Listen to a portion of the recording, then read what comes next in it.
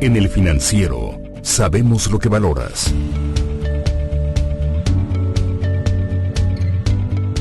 Tenemos lo que buscas. En el momento en que lo quieres. Por el medio que prefieres.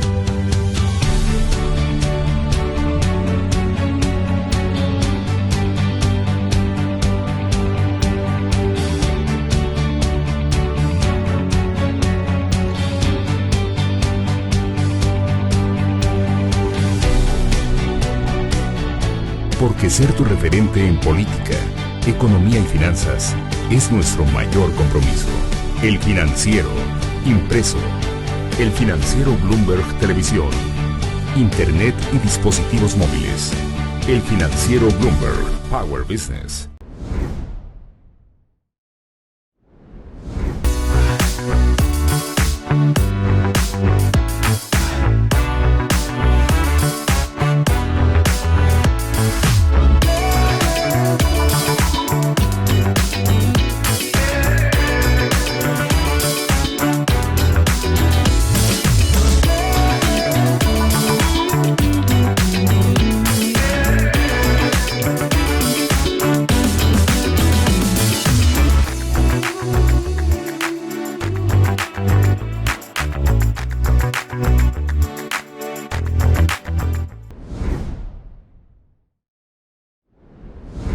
En nuestra más reciente edición de la revista Mujer Ejecutiva, te presentamos en portada a la CEO de AR Soluciones Estratégicas de Cobranza, Arlette Rodríguez Martínez, una mujer que tiene sus objetivos y metas claras, impactando positivamente, ejerciendo el rol de líder en un ámbito que durante años ha sido dominado por el género masculino, llevando a su organización a los más altos niveles, respetando cada una de sus convicciones.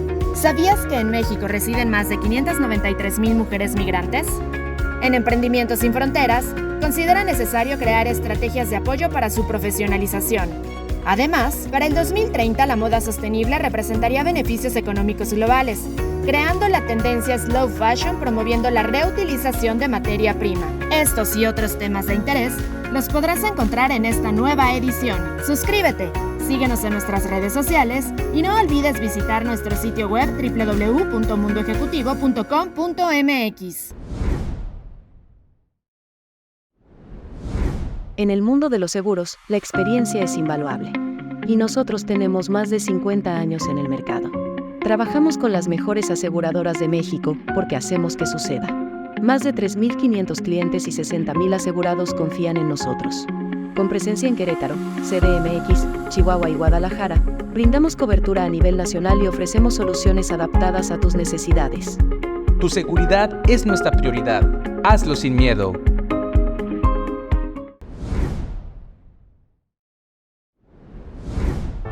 México es su gente. Gente orgullosa.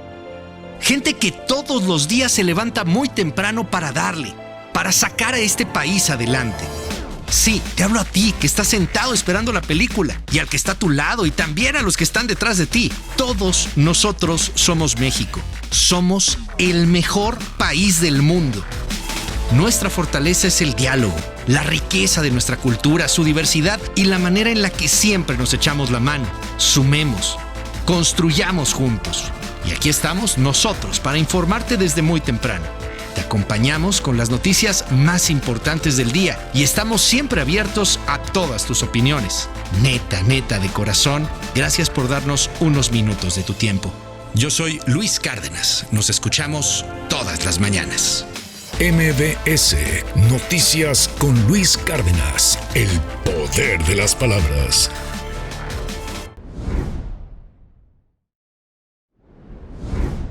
Everybody is right now saying that their number one challenge is attraction and retention. The question is today's retirement programs really providing incentive that retains employees? Well, we believe that employees are looking for three basic things in their retirement programs. One is security, two is flexibility, and three is trust. And that's really what O3 Prime accomplishes. Part of what O3 Prime is doing, it's building that personal account where people save at a rate at which they are comfortable. It's also building the security account. But now you're getting close to retirement. And when you're close to retirement, you're looking to see exactly how much of that guaranteed monthly income are you going to get. We created O3 Prime as the vehicle for what we think the ideal retirement program has, which can include retired medical, can include lifetime income, can include subsidies to encourage people to take money as lifetime income. Our motto is perspective matters, and you go, wow, I didn't realize that this was possible. That's what O3 Prime brings to companies.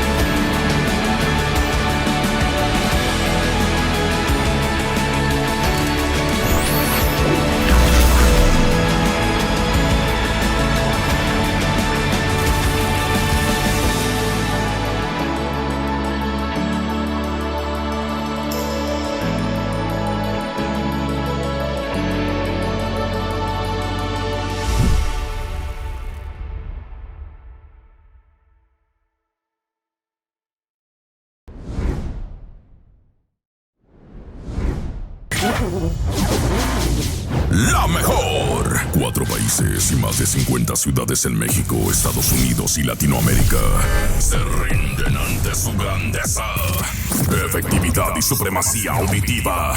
Por las calles que vas pasando se escucha la mejor. La memoria de tu carro no se equivoca. Cualquier dispositivo lo sabe. Somos tan pet friendly que ponemos pura música perrona. Tenemos tal penetración que si un día nos salimos del aire, se apagan millones de radios. Una cosa es ser una estación de radio cualquiera y una muy diferente es ser la mejor. Autoridad radiofónica en 4 países, más de 50 estaciones en México, Estados Unidos y Latinoamérica. Aquí, no más, por mucho, somos la mejor.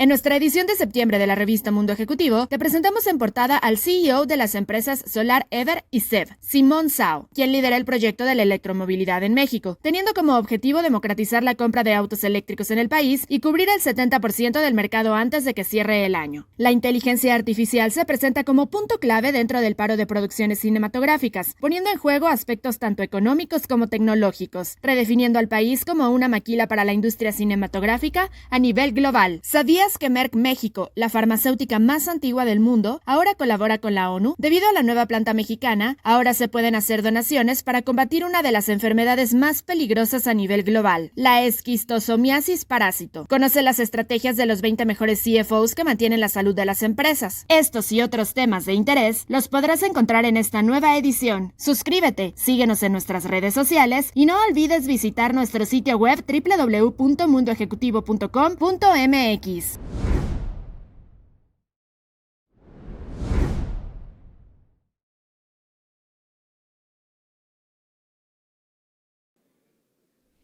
My generation is like no other.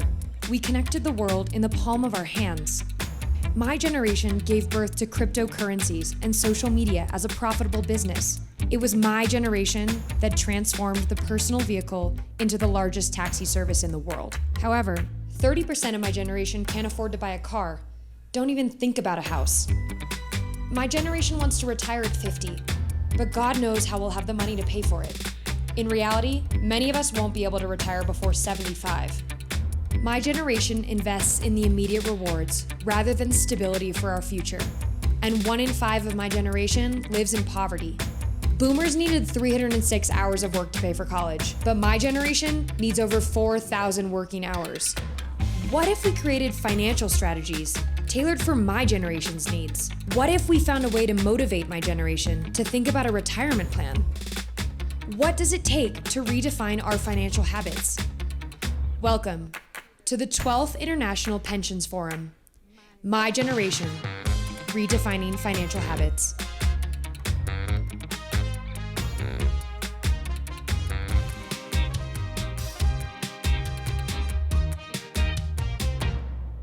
Buenas tardes. Bienvenidos al 12º Foro Internacional de Pensiones, My Generation. Muchas gracias por acompañarnos en este viaje por las distintas generaciones. Gracias en especial a nuestros patrocinadores y socios. Gracias a su confianza, compromiso y apoyo, celebramos hoy la 12ª edición del Foro Internacional de Pensiones. Para comenzar esta edición, les quiero presentar a Maribel Monterrubio, directora general de Vitalis y fundadora de este foro.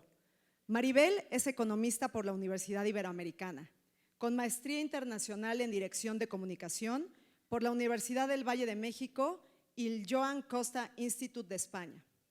Cuenta con diplomados en Alta Dirección por la Universidad Iberoamericana, Executive Management por el Massachusetts Institute of Technology, Negociaciones Internacionales por la Universidad de Notre Dame, Women for Boards por el EGADE Business School y Maestría en Finanzas por la Universidad Anáhuac. Bienvenida, Maribel. Gracias, Ana. Thank you, Ana. Buenas tardes. Bienvenidos Good a este afternoon 12º Foro and Internacional welcome de to Pensiones. this 12th En esta edition ocasión, on the International Pension Forum, Savings and New Generations. This is our driving topic. Thank you to you, sponsors, and everyone else, as well as to the organizing team, all of whom made this event possible. Thank you very much.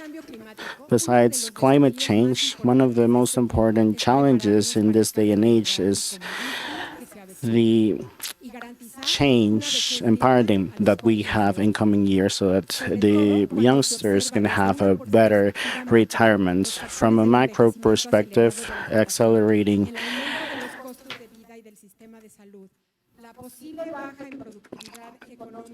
potential economic downturn and also the geopolitical status may lead to youngsters thinking that there is no way around preparing for retirement.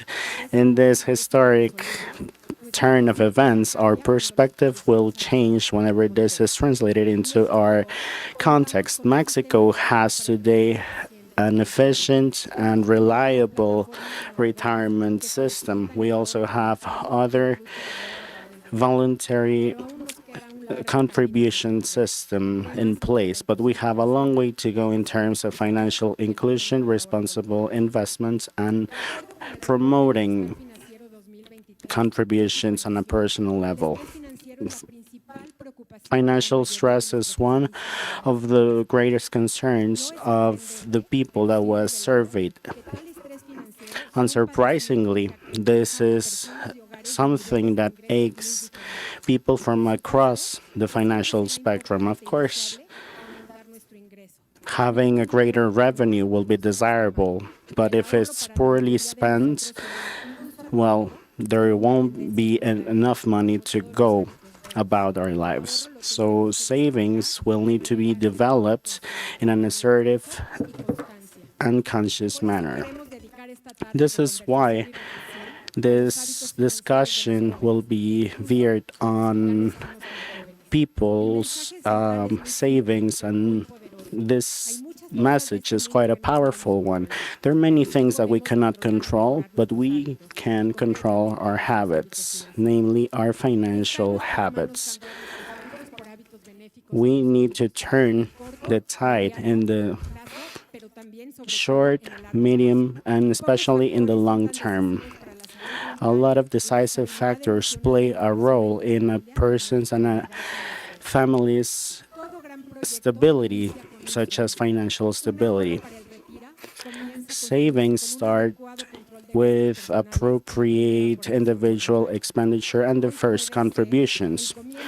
Today, you can migrate to better and healthier habits, financial ones, on a personal level by each and every one of us, which can also instill a change in the savings culture in Mexico. There is a miracle in every first step, as we say in Vitalis. Thank you very much for joining us today.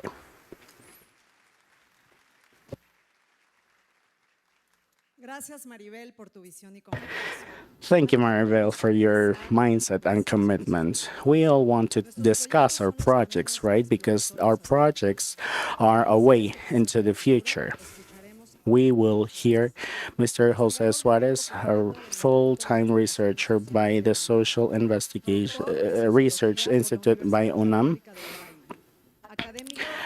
a scholar on the Bolivian Academy of Languages, also a professor in the Institute for Higher Studies in Latin America, also a researcher at the La Sorbonne Nouvelle, also a speaker in the University of San May in San Andres.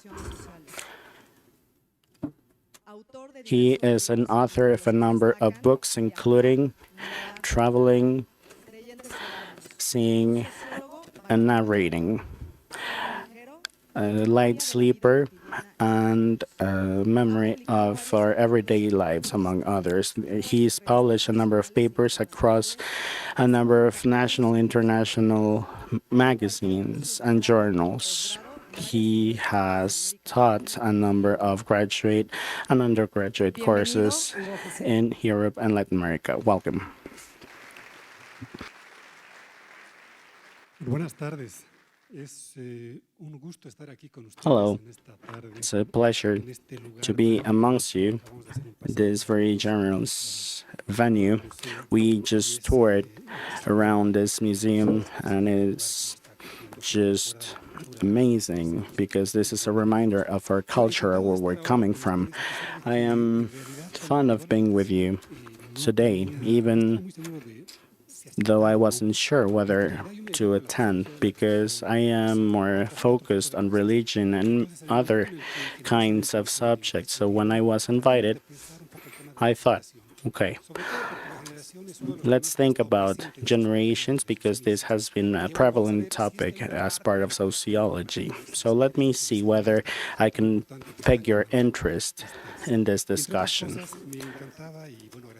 I must thank you for this invitation and for being here with you again.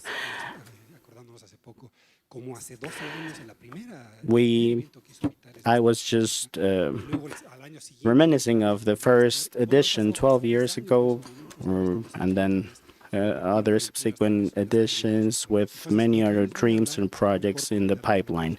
What I want to talk to you about is something that's really brief. This I have entitled Time, Space, and a Project Within Millennials, but this has been amending itself as I have developed this project. I'm going to divide this presentation into three. What is a generation, typical places, and millennial features, and my conclusions, which I hope would be interesting to you. What is a generation? Well, first, generations is like a portfolio where everything fits.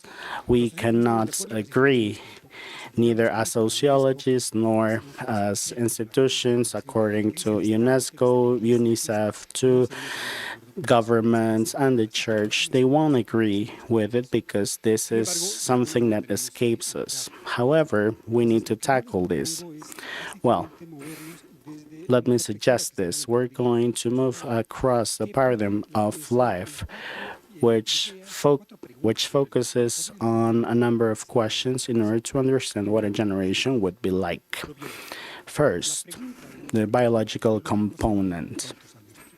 That is how old you are. Bodies and lives are bound to end. So age has not always been present across culture. I'm talking about biological ages, that is how many times the Earth revolves around the sun. So this will be giving us some hints as to how old people are. If you say, okay, I'm 17, well, back when my grandparents were young, well, being 17 meant something, right? Being, I don't know, married or starting working and so on, versus your daughter, your granddaughter, who must have been 16 years old today. This would be entirely different, especially when we think about life expectancy. So being 15 versus a 35-year life expectancy versus 80 years expectancy. So the biological component gives us some pieces of information. However, this is not enough to fully understand what age is. Now, in order to understand the historical component, on the other hand, we need to refer to years.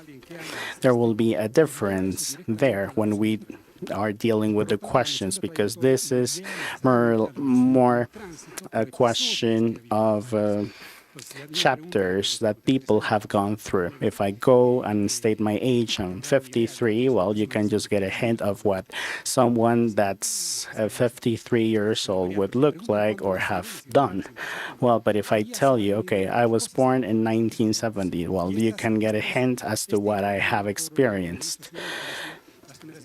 Generations will be built based on the happenings by a collective, whatever things that one can be experiencing or had experienced. For example, an earthquake. This is an event. If an earthquake happens, well, everybody has something to say now. But this will depend on what kind of earthquake you have experienced. The 1985 earthquake versus the 2017, for example, inflation, periods, well, political situations, healthcare events, COVID. So everything to say that healthcare events also are landmarks as part of different generations. Number 3, where you were born or your culture. Well, you will know that family, societal, and national environments will vary and depend on where you are. that will shift our cultural outlook from us being born here versus elsewhere. This has to do with culture, nation, language, and every other scenarios that one is born with. So we have three components: culture and history, and the biological component. However, we are yet to discuss who we are. Who we are takes us to reflection. Neither history, biology, culture, or other things can be determinative of who we are, but rather what the subject thinks of these events.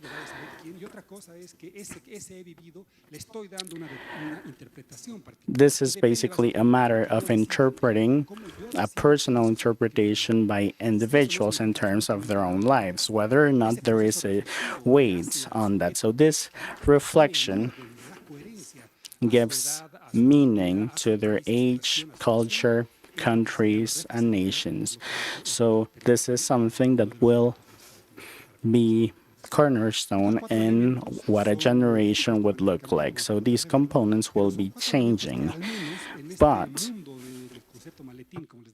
as part of this portfolio, this will be something that we can take as a basis to discuss generations, especially when we are dealing with the millennial generation that we're talking about as part of this talk today. So this is a sociological perspective, which is a paradigm of life and how life evolves, how life is thought of as a pathway. Here I'm talking about 5 cohorts that will be helpful in order to understand the 5 most typical ones depending on the stage of the life you are in. So first, from 20 to 24, I am going to talk about a very general overview. So the coming of age, and the way into a more stable life after surpassing the teenage years, the first partners, experiencing sexuality, the first outreach to your families, and so on. So this will be from 20 to 24. Of course, these are not black and white, right? But then, well, it'll be from 35 to 49. So here we are relatively settled. There is economic independence, a family of our own, a number of responsibilities, and labor stability. Cohort 3, from 50 to 59, this will be a consecrated life on a personal and professional levels as to what's going to happen in 20 years' time, with, of course, a few surprises here and there. But here we will need to be talking about a sort of stability where this is a fairly clear personal pathway, and with family changes which have to do with our children coming of age, leaving the nest, and so on. Cohort 4, from 65 to 69. So here we're talking about the dusk of our professional life, or the beginning of us becoming elderly, so with a number of physical hindrances, and looking back, right, looking back into over 50 years as we locate ourselves anew. And then from 80 to 84 years of age, where healthcare is the main topic at hand. Well, we are dealing with our final biological demise. So, yeah, this is something that you can think of as a world where we won't want to live in anymore. Octavio Paz used to say that there is a detachment from the world. So yeah, this is something that this author used to feel back at this stage of his life. Later, the millennial generation, which is something that's not all sociologists may agree with, which is up for debate. What matters here is not the scholar discussion, but all the critiques that we can drive therein. We need to sketch a number of features pertaining to millennials. And where we are going to take everything that we had just discussed. The biological component, well, they're ranging between 30 and 40 years old. We are talking about a time in life where there is relatively stability and professional development, which is, yeah, basically the biological components. Then demographics. This is something ranging between 1980 and the noughties. So, of course, we have early and late millennials, but this is just an average, right? Because this is a wide category. But yeah, let's just think about 24% of millennials being located here. This is a generation that ranging between 1980 and the noughties. Well, what have they experienced? Well, they experienced the fall of the wall of Berlin, but this was inconsequential for them. Then they experienced the heyday of neoliberalism. They were able to experience three different terms and political parties, right? In Mexico. So, of course, there are political figures that have been in the political scenario for a number of years now. And they have climate change at heart, right? So millennials are paying attention to awareness of climate change. This generation has seen the dawn of the second wave of feminism and the relocation of gender roles. So this generation has a new understanding of the LGBT plus discourse and the understanding of our own gender, which didn't used to be the case. Also, this generation experienced COVID and drug dealing as a risky situation. For example, when I was young, I used to go to the beach with my girlfriend. We were commuting by bus, but I don't think anybody today would do it right now because security and safety would be something to be wary of, because this is a new mindset that people are aware of. So this generation revolves around the internet, right? Facebook saw the day in 04, Twitter in 06, the first smartphone in 09. So, yeah, there are our first wave of digital natives, but this generation was not born with digital, right? They used to play video games and use technology differently. However, in their teenage years, there was a nasty question by parents: should we hand over cell phones to our 15-year-olds? Well, I actually asked myself this question when my children were 15, and I ended up handing over phones. But, these are not fully digital natives, which is something that is actually going on right now. Now, from a societal perspective, well,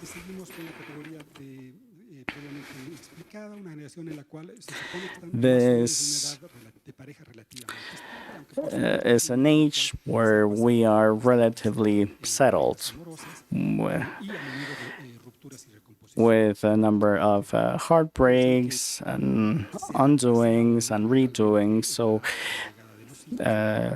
children have been pushed off, even if they are theoretically able to procreate. They have a relatively unchanged professional life and a stable family independence. The economic side of things, well, here you may be more granular than me. Well, I needed to fetch some economic data for millennials. 55% of millennials claim to be able to pay their own expenditures, and 45%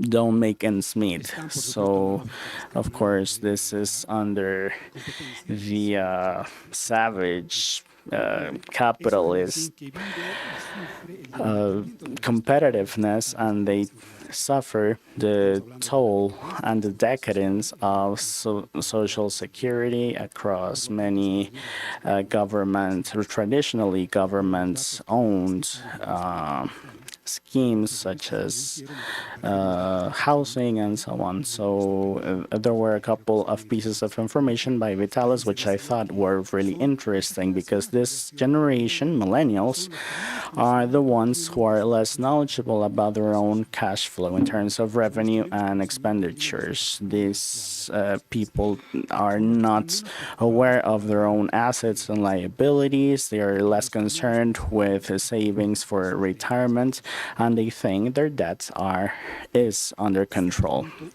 Item 6, this objective. This wouldn't have made sense without stakeholders, or millennials in this case.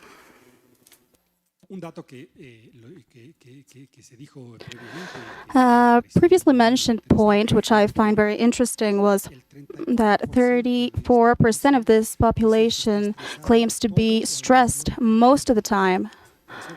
That was brutal to me, because we're talking about a generation that gives way to all of these topics, which I wasn't quite familiar with before now. I'm talking about mental illness and anxiety as a instilled topic in this generation. This is the first generation that has really lived a change in their perception of space and time because of technology. Remember, in the 90s, Joaquin Sabina had this song. I remember it. I remember singing it. It went like, push the speed pedal, like seize the moment. For millennials, this is a flagship to live by. This YOLO, the live fast, die young. Being linked and rooted in the moment. But also, we've experienced a modification. They've experienced a modification in the notion of space in several ways. For instance, with globalization, how that hit home. think of millennials, 5 kilometers around their households, they're able to get all sorts of cultural possibilities, different types of foods. They know what's going on abroad. They're able to communicate with Korean culture, for instance, with the new bands. And of course, thus space has been modified. But it also has to do with Google and this notion of looking at things differently. You come across people who haven't left their homes in a while, but are able to thoroughly describe the situation in New York, Paris, or whatever geographical space. They're able to describe that just because they've been in contact with Google. They no longer have to travel for hours to get to know what's happening elsewhere. And another point within this sixth dimension is the cultural demand. So, what's that? What's been radically instilled in this sector is the need to be happy. The world is at your reach. We've heard that plenty, haven't we, on ads, movies, etc. You have to be happy. That's the premise. There's a constant demand to be happy. But this strict demand to be happy leads us to a dilemma, which I believe is fundamental for this generation. Let's not forget that the main challenge of every generation, every individual, is setting a project for themselves, a project that engages one's life, really. And the millennial generation, I think, is a threshold between the past and the future of the digital world. It no longer has the possibility to be as stable as previous generations in terms of labor, among others, environment, sexuality. And so they're sort of at a displacement where they have this demand to be happy, but that gives way to anxiety at the same time. And so they're stuck in this later industrial era, and they're in between these two concepts. They're juggling on a daily basis with values, etc. So I really commend this event, because when faced with these dilemmas, I believe that they've managed to bring us all here together and think about the future for this generation in terms of savings, future outlooks, investing. All of these we've now realized is more and more of a challenge, and but also the only way to survive that this generation has. Thank you so much.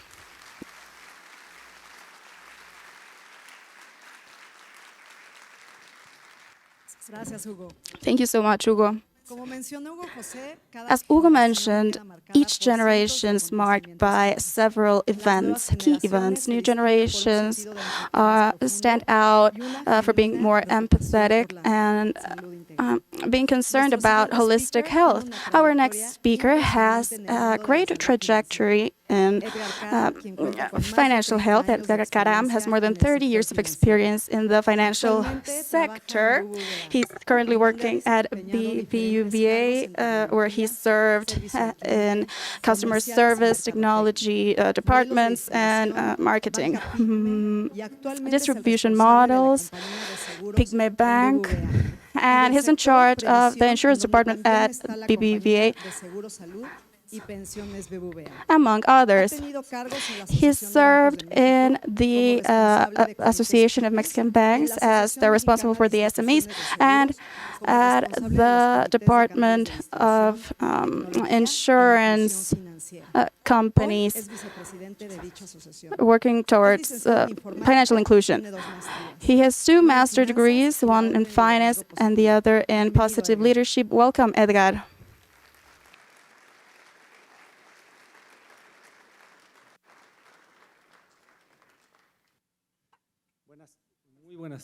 Good afternoon, everyone. Thank you for that introduction. I'm not so sure everything's true, but I am acquainted with the financial system. I have a presentation with me. I'm not sure if you're going to show it on screen. There it is. So before we start, thanks for this invitation. I'm going to be talking about what I like. I've been working for the financial system for years. And obviously, there is a huge responsibility on our shoulders as leaders. So when we talk about the millennials, we're talking about 40-year-olds. Many of them are our colleagues, work colleagues now, and they're probably the main architects of what I'm going to be speaking of. This is my presentation. I'm going to talk about the leader's role regarding financial health. First, let's talk about financial health, a very broad concept, really. It's very trendy, and it has to do with these points. 60% of adults, I believe this is chopping the audio. There you go. So this percentage is not used to saving. Financial education is more of a traditional discourse, and when we talk about defined goals, I'm not only talking about retirement. It has to do with scheduled savings that people have. We also have intelligent investments. Lots of people claim that they invest in the long term, but they get a promissory, but they have a promissory note every 28 days. And also, it's important to talk about credit. Credit cards are more of a help. And we're still too mature in terms of decision making in this regard. I myself have been working to raise awareness about these issues. And talk about financial health, I think we should underscore the following aspects. First, there's foreseeing, provision, responsibility, and sensibility. Thinking about long-term plans, that's fundamental, because what do we mean by the long term?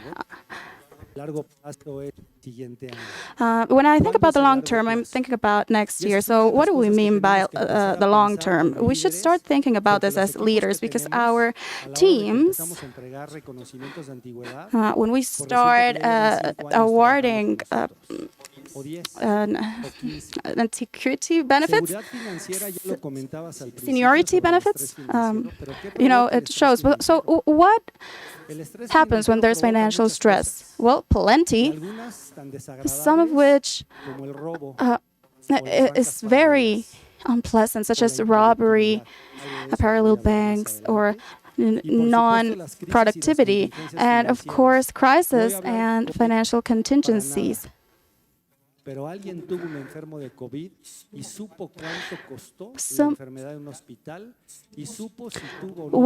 a relative of yours has COVID and you face the health system, you realize how expensive the treatments are. No quiero hablar tampoco de Guerrero. I don't want to delve into what happened in Guerrero, but there's no reassurance.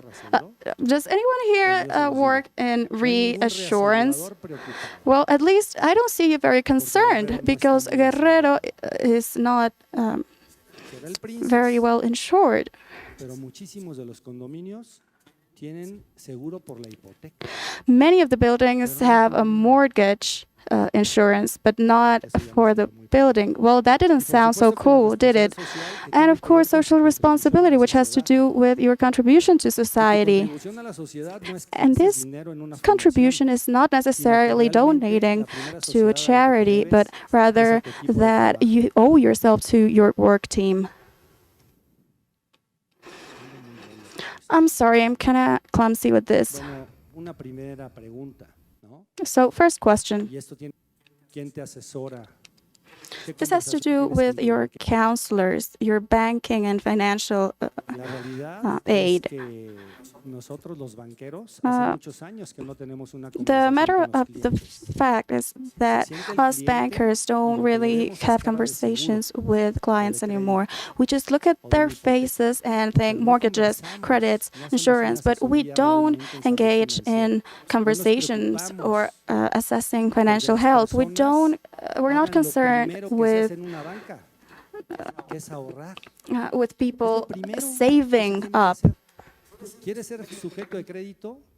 If you want to be a credit subject, you need to have some savings. And of course, we start developing tools such as digital accounts for people to start saving up. When we talk about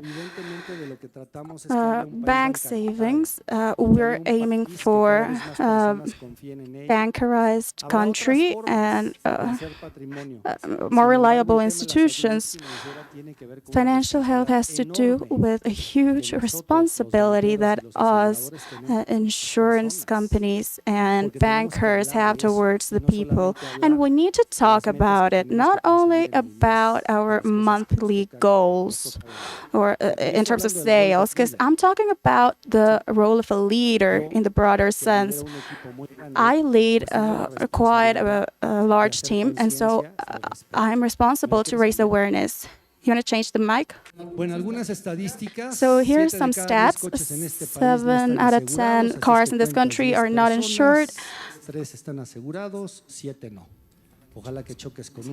Let's hope you crash into someone who does have insurance. So that's important. All credit have insurance. 88% of people don't have medical insurance because they're very expensive, or for whatever reason, they don't have one. In Mexico, we have almost 4.5 million motorbikes. How many rapids do you run into on the way here? Well, do they have insurance? I don't think they do. Not most of them, at least, and that's an important risk. 20% of households have some sort of insurance. In Mexico, we have earthquake insurance, hurricane. Well, there are plenty of events here in Mexico, and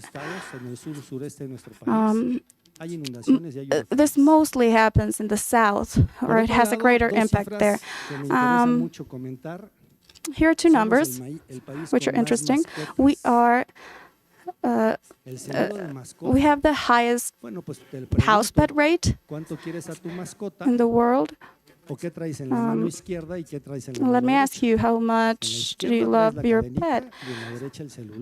And what are you holding when you're walking your dog? Well, your gadgets, your cell phone, and well, your dog's chain, I guess. And all of these has a price. For instance, that camera is $27,000, and we don't insure. We don't get insurances for that. And plenty has to do with financial health. How available do you have money in case of an emergency? I like delving into these matters because if we're talking about companies, then think about how many SMEs have an insurance. We have around 4.5 million units. And many of these are small enterprises that don't have an insurance. And of course, don't provide insurance for their workers. So they don't have medical care. And that takes a toll on your pocket, on everyone's pockets, and that's when financial stress begins. And now let's talk about Afores, insurance administrators. Now, bosses have to match more. We have to contribute more money to match the people's Afores, people's funds. As I said, very few companies have life insurance or medical insurance, and some of them have occupational safety insurance. Let's think about that a grand percentage of this country is represented by industry. So think about how important that is to us. When we talk about leaders, we're talking about the causes of financial stress, and the diagnosis is as follows. Of course, it takes a toll on people's productivity. We're not focusing on our stuff because we're rather focusing on making ends meet. We start being deficient in our jobs, and in organizations, yes, we tend to acknowledge the fact that you're honest about your mistakes, but in the long run, we're not gonna commend you on it. We're gonna be concerned. At the end of the day, us corporations want efficiency in delivery. And of course, that has a result on yields. And it behooves us, leaders. Firstly, let's take a look at what you're responsible for as a leader, whether you're a businessman, an executive, someone in charge of a team.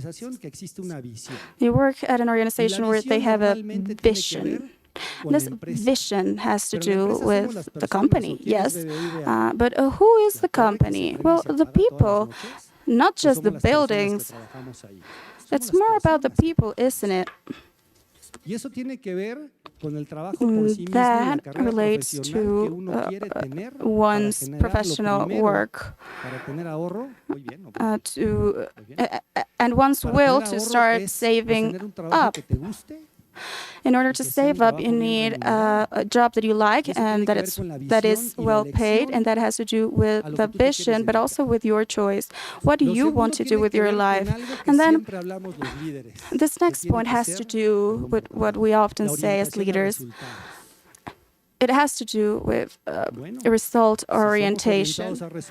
If we're result oriented and we're seeking high profile teams, then we need to strive for consistency between the results of the area, the area results and the remuneration of the people, because it's always ironic and not useful, and it's not congruous to have very rich leaders and very poor employees or workers. Now, my next point has to do with something that happens often in the workplace.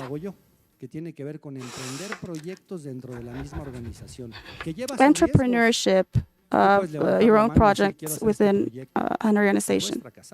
You can do it, you can raise your hand and take the task on, but you may fail but if you succeed, you might come across as a successful entrepreneur in the organization.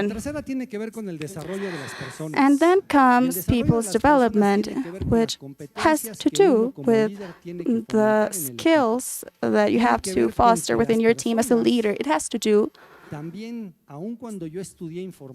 with this. Listen, I didn't study IT. I studied finance, but I have to develop certain skills that have to do with IT. We have hundreds of designers in the place where I work. Designers, but you're a bank.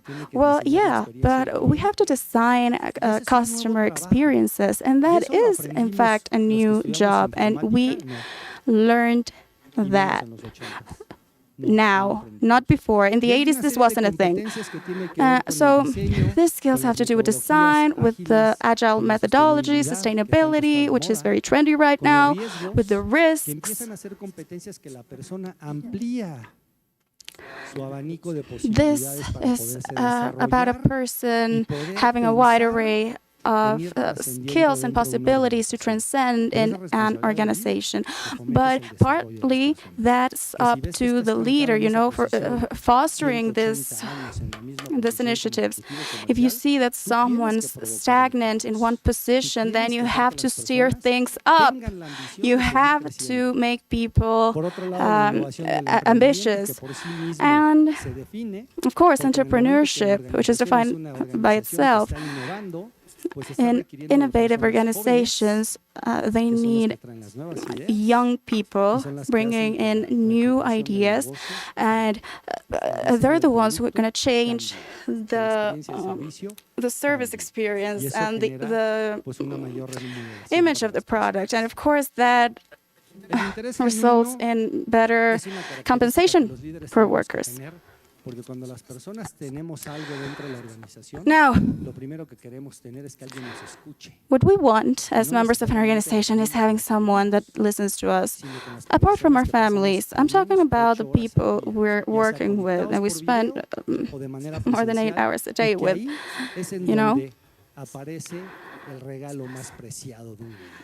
That's where feedback comes into place, which is a leader's gift, really.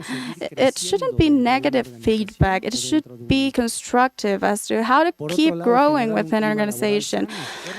Another leader's responsibility is creating a healthy workspace. For instance, not making misogynist jokes.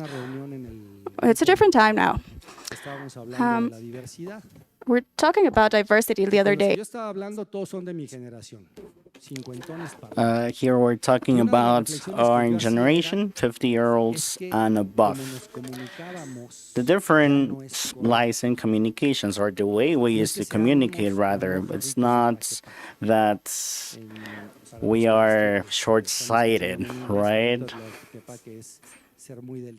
Or that we are so very delicate, right? Delicate flowers. No, this is a matter of change and the ability to manage that change, to engage in communication with people within organizations so that people may transcend and can earn money. We're talking money, but for financial stability, we need to have filled, if not very well organized pockets at the very least. Por supuesto que también aquí hay personas que deben de dirigir una empresa. Of course, I think among us there must be HR leaders, talent culture leader, whatever you want to call it, right?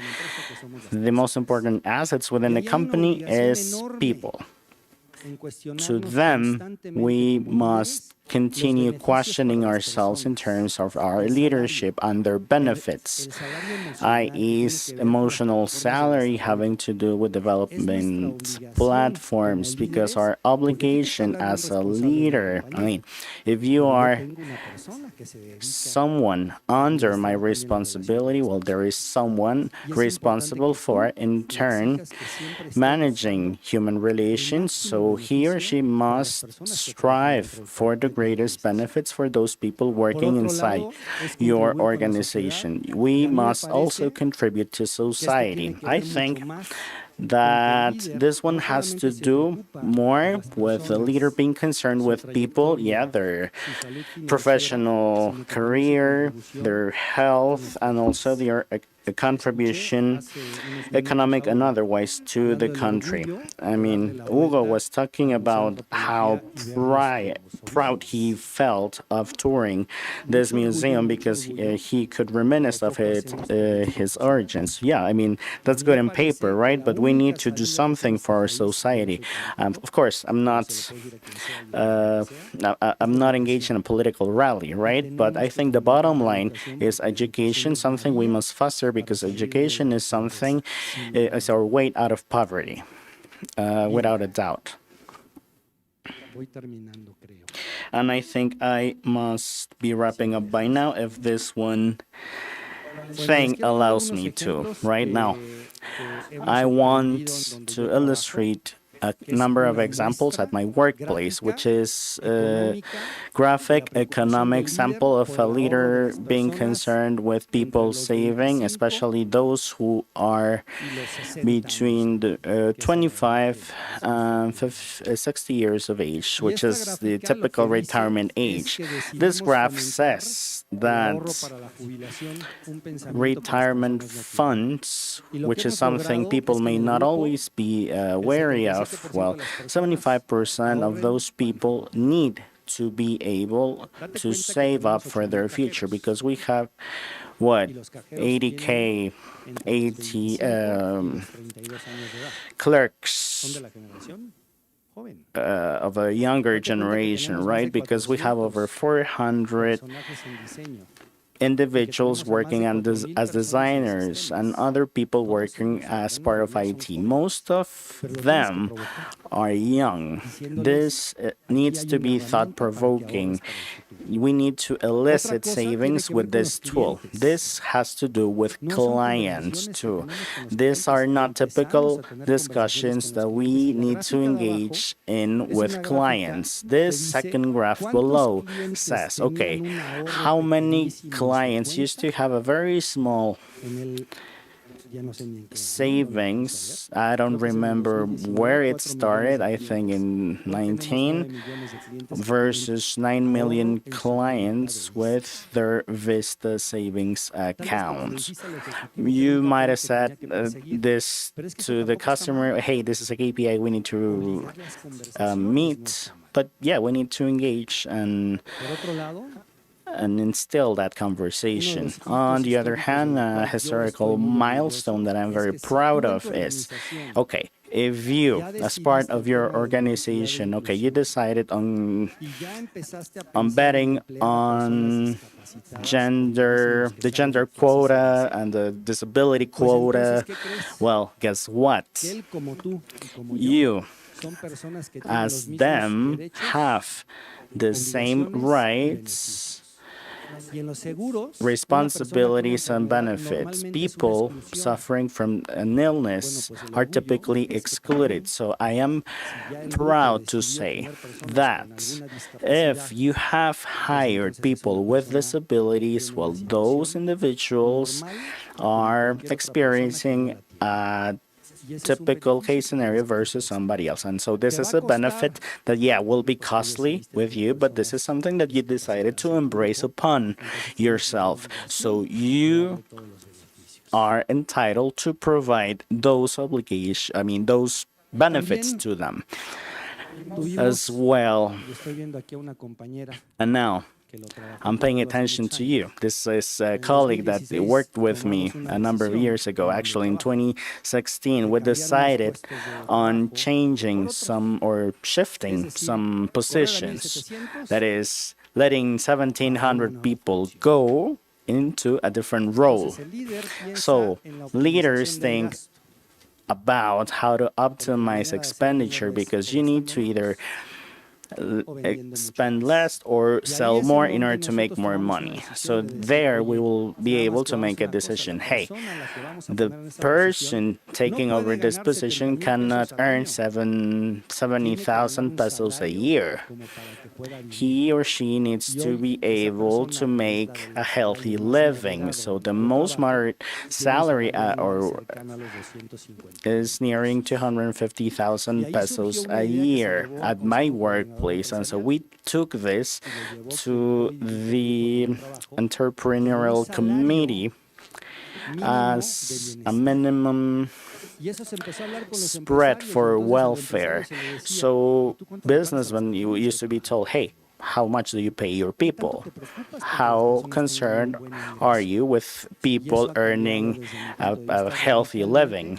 And so this is a radical change of mindset into a more serious businessmanship in order for us to think about better welfare. And this will be my ending point. Yeah, companies need to be ambitious. This is what we strive for.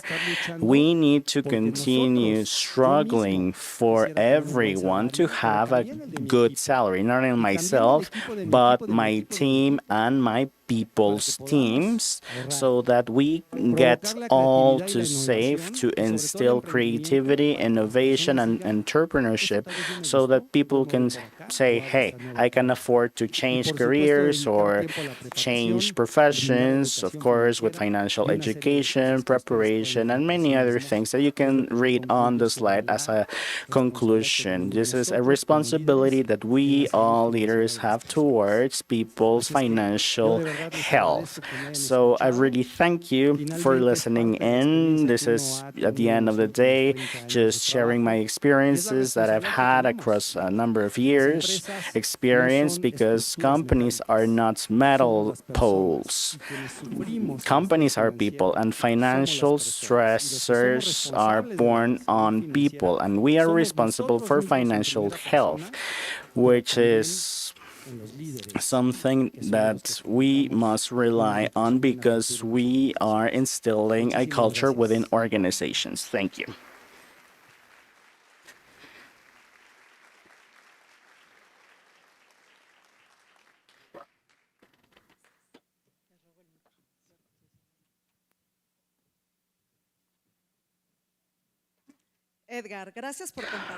Thank you, Edgar, for sharing and also for allowing us an insight into your world as we reflect on leadership and the importance of savings. Next speaker will be talking in English. We're going to give a couple of minutes for those who would like to get your translation devices, which are located outside the hall, because our next conference will be held in English.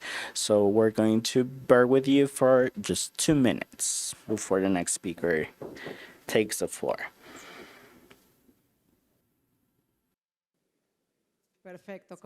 All right, so let's continue. We have Aiden Leschlinzer, a partner of 3 with the Initiative Prime, a new approach to better retirement results for individuals and companies. Before joining that, he spent 15 years in one of the most important firms in Canada for retirement funds, leading a defined contribution business across this country. He led the trade, commercial, strategic, and pension strategies, advocating for retirement means. He is a writer on retirement and financial stability. He grew up in South Africa, then migrated to Canada in '94, and he completed his studies in the University of Toronto. He is a member of the Canadian Institute of Actuators. You have the floor. Welcome. Sorry, just figuring out the podium here. Thank you, Anna. And thank you, everybody, for tolerating a conversation in English today. I'll try and make it as easy as possible, but we'll see how we do. It's really a pleasure to be here today to talk about how we bring the financial discussion that we've had so far and the next generation into the pension arena. To kick things off, I thought I'd tell you a little bit about myself. Now, I know Anna gave you a bit of my background already, but when you just listen to me, some of you might pick up on the fact that I'm not originally American, even though I work for October 3, an American pension consulting firm based in Chicago that's really focused on solving the retirement crisis in America. My background's different. I grew up in South Africa. I immigrated to Toronto when I was in university, and I finished my actuarial studies at the University of Toronto. And since then, I've worked for consulting firms in Canada, supporting Canadian pension plan sponsors across both the defined benefit and the defined contribution spaces, really focusing on how do we deliver extra value from these pension plans for companies and their employees. I'm a Gen Xer. I'm in my late 40s. I live in Toronto with my wife and 3 kids. So maybe a question would be, why is a South African Canadian Gen X actuary who works for an American firm here in Mexico City talking to an international audience about pensions for the next generation? Well, does this work? There we are. The reality is that the pension world is really changing right now. And we're seeing a lot of themes that are driving this change. And these themes are global changes. They're business themes, they're generational themes, they're human themes. Pension design tends to be based on local tax rules, on regulations, but the changes that we're facing are really underlying forces that are global and universal. Tackling these challenges isn't going to be easy. When I was an actuarial student, we were taught that if you understand the math really well, and you know all the laws and all the regulations, you can solve almost any problem. In university, we used to like to joke that actuaries have this unique ability to take the vaguest of assumptions, plug them into the most complicated formulas, and then calculate the result to the nth degree of accuracy. Now, obviously that's silly.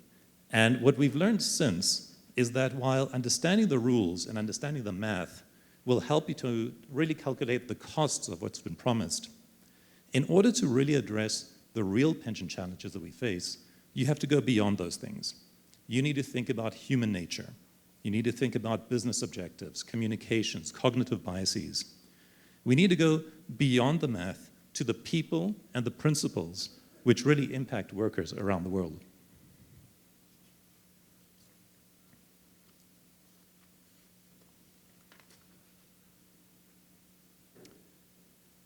So, to set the stage, I thought I would tell you about 2 friends. They've known each other for many years. They've raced a few times, had some surprising results, actually. You may have heard about them. They go by the names Mr. Tortoise and Miss Hare. Our friends have very different worldviews. They come from different generations. Mr. Tortoise is a couple of decades older than Miss Hare, and maybe he's a bit wiser, or maybe not. Mr. Tortoise works at the factory. They make accessories for tortoise shells. He's worked there since he graduated high school, and he worked his way up from the shop floor up to middle management. He enjoys a good job, long tenure, good salary with benefits. He lives in the suburbs just north of town with his wife, Mrs. Tortoise, and their 2 kids, a daughter who's at home and a son who's away at college right now. They live a comfortable, middle-class suburban lifestyle, car in the driveway, and the occasional vacation to the beach town where their cousins, the turtles, live. Mr. Tortoise never gave too much thought to retirement planning. The factory is unionized. It offers all the employees a traditional defined benefit pension plan. It doesn't require any decisions or contributions from the employees. The company pays for it all. There's a plan booklet that describes some of the rules, and every year he's gotten a pension statement. But he never really paid much attention. He kind of just stuffed them in the filing cabinet. Over the years, he's heard some of the rules of the plans being described. But again, he wasn't that interested. Math was never his strong suit. And he knew that the union and the company were taking care of the pension plan. Even a few years ago, when the stock market hit a rough patch. He heard that there were some losses in the pension fund. But he spoke to his boss, and his boss assured him that the actuaries and the finance department are taking care of it, and the pension plan will be fine. So he wasn't worried. He knew that the pension plan is backed by the company, backed by the union, and that after a long career working for them, they will take care of him in retirement. That was the deal.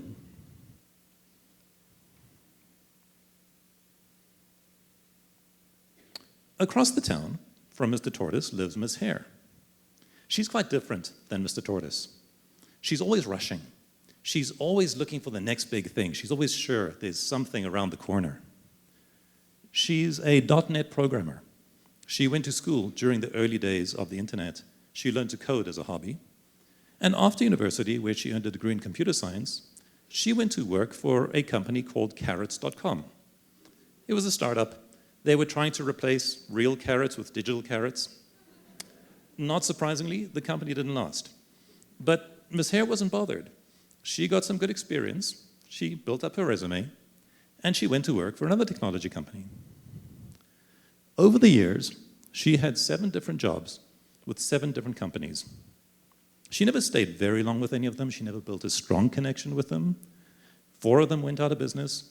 2 of them were acquired. 1 of them became a regular technology company. But none of this really fazed Ms. Hare. She gained good experience. She learned a few things, developed some skills, and she moved on. The financial side was similar for her. She earned a good living. She was resourceful. She was responsible. Through her various jobs, she spent prudently. Some of her employers offered a defined contribution pension plan. She always participated if they did. Some of them didn't, in which case she saved money on her own. Every time she left a job, she transferred the money from the pension plan to a personal savings account, which she managed carefully, prudently. She invested the money in low-cost mutual funds. She really did everything right, and she accumulated a very healthy account balance. And she really feels confident that when it comes to retirement, again, she'll be able to manage her funds in retirement as well.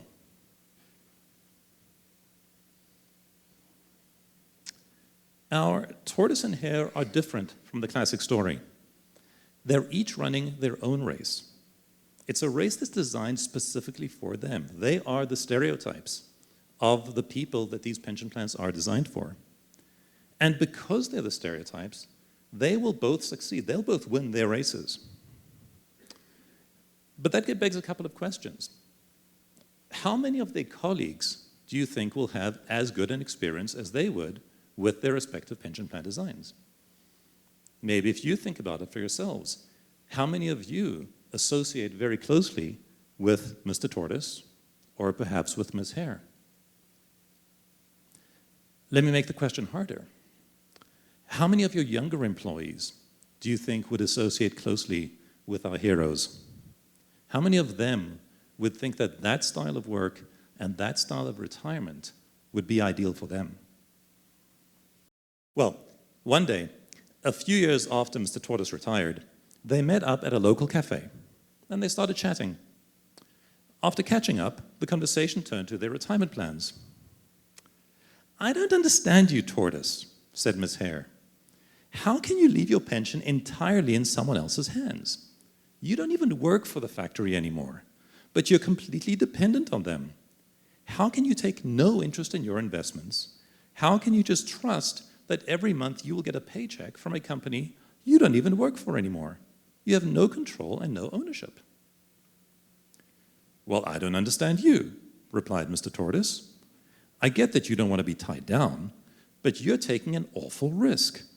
How can you feel confident managing all of your investments and assets by yourself? What if something goes wrong?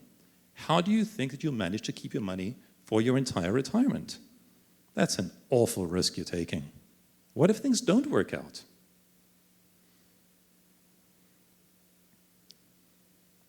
Across the cafe were sitting Mr. Tortoise's son and Miss Hare's niece.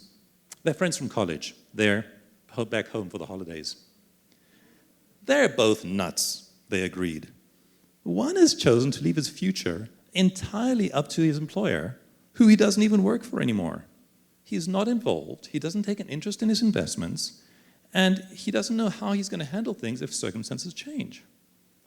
But the other is trying to cut us off entirely from society and do it all by herself. Sure, it's nice not to be tied down, but there are some things that work better when you cooperate, when you work together. Some risks actually should be shared. But things change too fast to be locked down on just one path. Something has to change here. Neither one of them has learned anything from the other's experience. There must be a better way.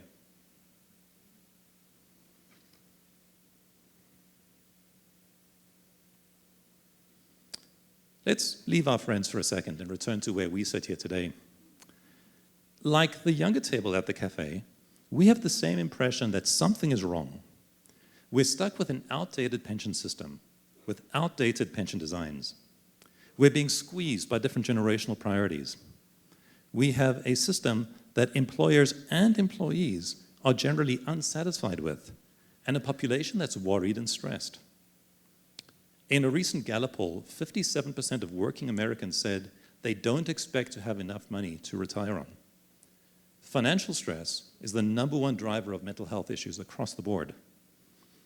The desire for better pensions is a key theme in labor unrest, ranging from car manufacturers to healthcare companies. Employers are spending a lot of money on retirement and feel like they're getting nothing in return. Across the media, we see headlines about the struggles of workers to prepare for retirement and the struggles of employers to compete for talent. We even see stories of professionals in their 70s or even their 80s who are at the tops of their profession, who've done everything just right to enrich themselves and to prepare themselves, and still these people don't retire, even though their employers would love them to.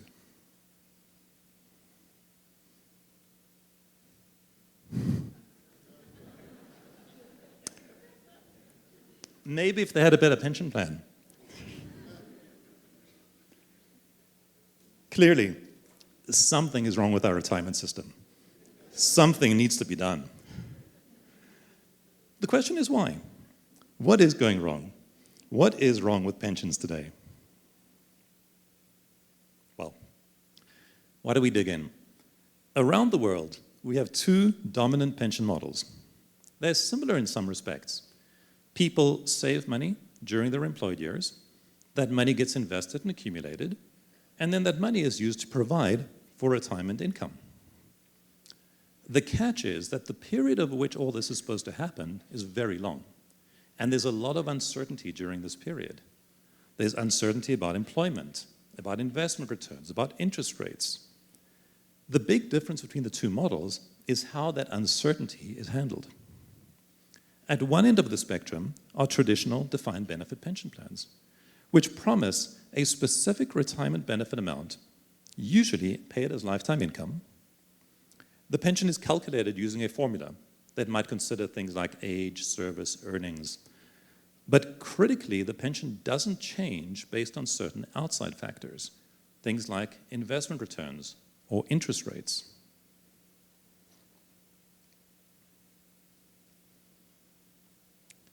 Defined benefit plans tend to be pooled structures. This means that a single large pool of assets is used to support many participants.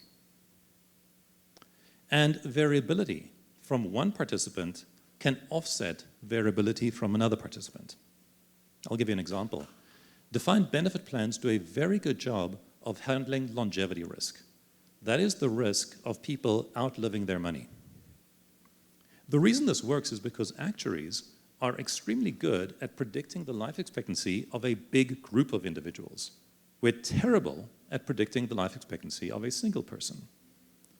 But as long as you have a large group, a defined benefit plan can simply budget for the average life expectancy of that group, knowing full well that a lot of people will die before their life expectancy, and the gains from them, actuaries call that a gain, gains will pay for the pensions for the people who live longer than their life expectancy. Diversification like this also works across time. A defined benefit pension plan has a very long time horizon. which means that it can afford to absorb losses in some years and offset them against gains in other years to smooth out impacts and returns over time. But despite risk pooling and diversification, there's still substantial risks that come from defined benefit plans. These include things like big interest rate movements over time or changes to life expectancy. Because these events don't actually change the pension amount that gets paid, they have a big impact on the cost of those pensions. And the cost of a defined benefit plan is typically borne by the employer or the plan sponsor. Now, that's great for the participants. They're protected against these risks. But for the employer, that becomes a substantial financial burden. And that burden is a big reason for why we've seen a dramatic move away from defined benefit plans over recent decades. So, what have we seen? Well, in the mid-1970s, 3/4 of American workers with a pension plan had a defined benefit plan, just like what we described. Today, that percentage is closer to 10%. It's been a massive shift in the US, and we've seen similar trends across the world. This shift was the result of a number of factors. There were changes in laws that governed how pension plans were funded, changes on how they were accounted for. But there was also a trend away from single employer careers, like our tortoise, towards employees who changed jobs quite frequently, Ms. Hare. DC plans are very different from defined benefit plans. They focus on the amount of money that is contributed into the pension plan. Typically, these contributions go into individual sub-accounts. Each participant would have their own account that would be invested for them. And that amount would be accumulated with the intent that, in retirement, that would provide the pension payments that the person is looking for. The catch, of course, is that if what you've done is locked in the contribution amounts, the outcome, which is going to depend on things like investment returns and interest rates, is going to be hugely variable. If investment returns have been poor, if interest rates have been declining, the amount of pension income that somebody might expect would be drastically less than in another circumstance. Now, this shift has worked out pretty well, at least from a risk standpoint for employers, but it means that that risk has all been downloaded to the employees. And so for the participant, the risk has substantially increased, and the usefulness of the plan has actually declined. Now, I'd suggest that beyond changing attitudes to risk, the shift also represents a broader societal change. Traditional defined benefit plans come from a time when collectivism was highly valued, when communities came together to address challenges, when employees were committed for the long run to their employers. They draw their origins from community funds that supported widows and orphans. They rely on the basic principle that there are some things that we can do better as a community, such as retirement, than we can do as an individual. But attitudes did change, and pensions changed with them. In the late 20th century, we saw a move away from community and towards the individual. People prioritized personal independence, responsibility. It became more common for employees to change jobs often, looking for that short-term gain, that short-term opportunity. Employers, for their part, also had a much tighter focus on managing their workforces, downsizing, offshoring. These were all trends that became much more common during that period. And so as the relationship between employer and employee changed, we also saw a shift in pension plans away from collectivized defined benefit models to very individualized defined contribution models. Now, remember when we spoke about defined benefit plans and their ability to share risks? That's impossible in a defined contribution plan. Each individual participant bears their own risk, bears the impact of the unknowns by themselves. Whether we're talking about financial market movements or something really as fundamental as the risk of how long they are going to live.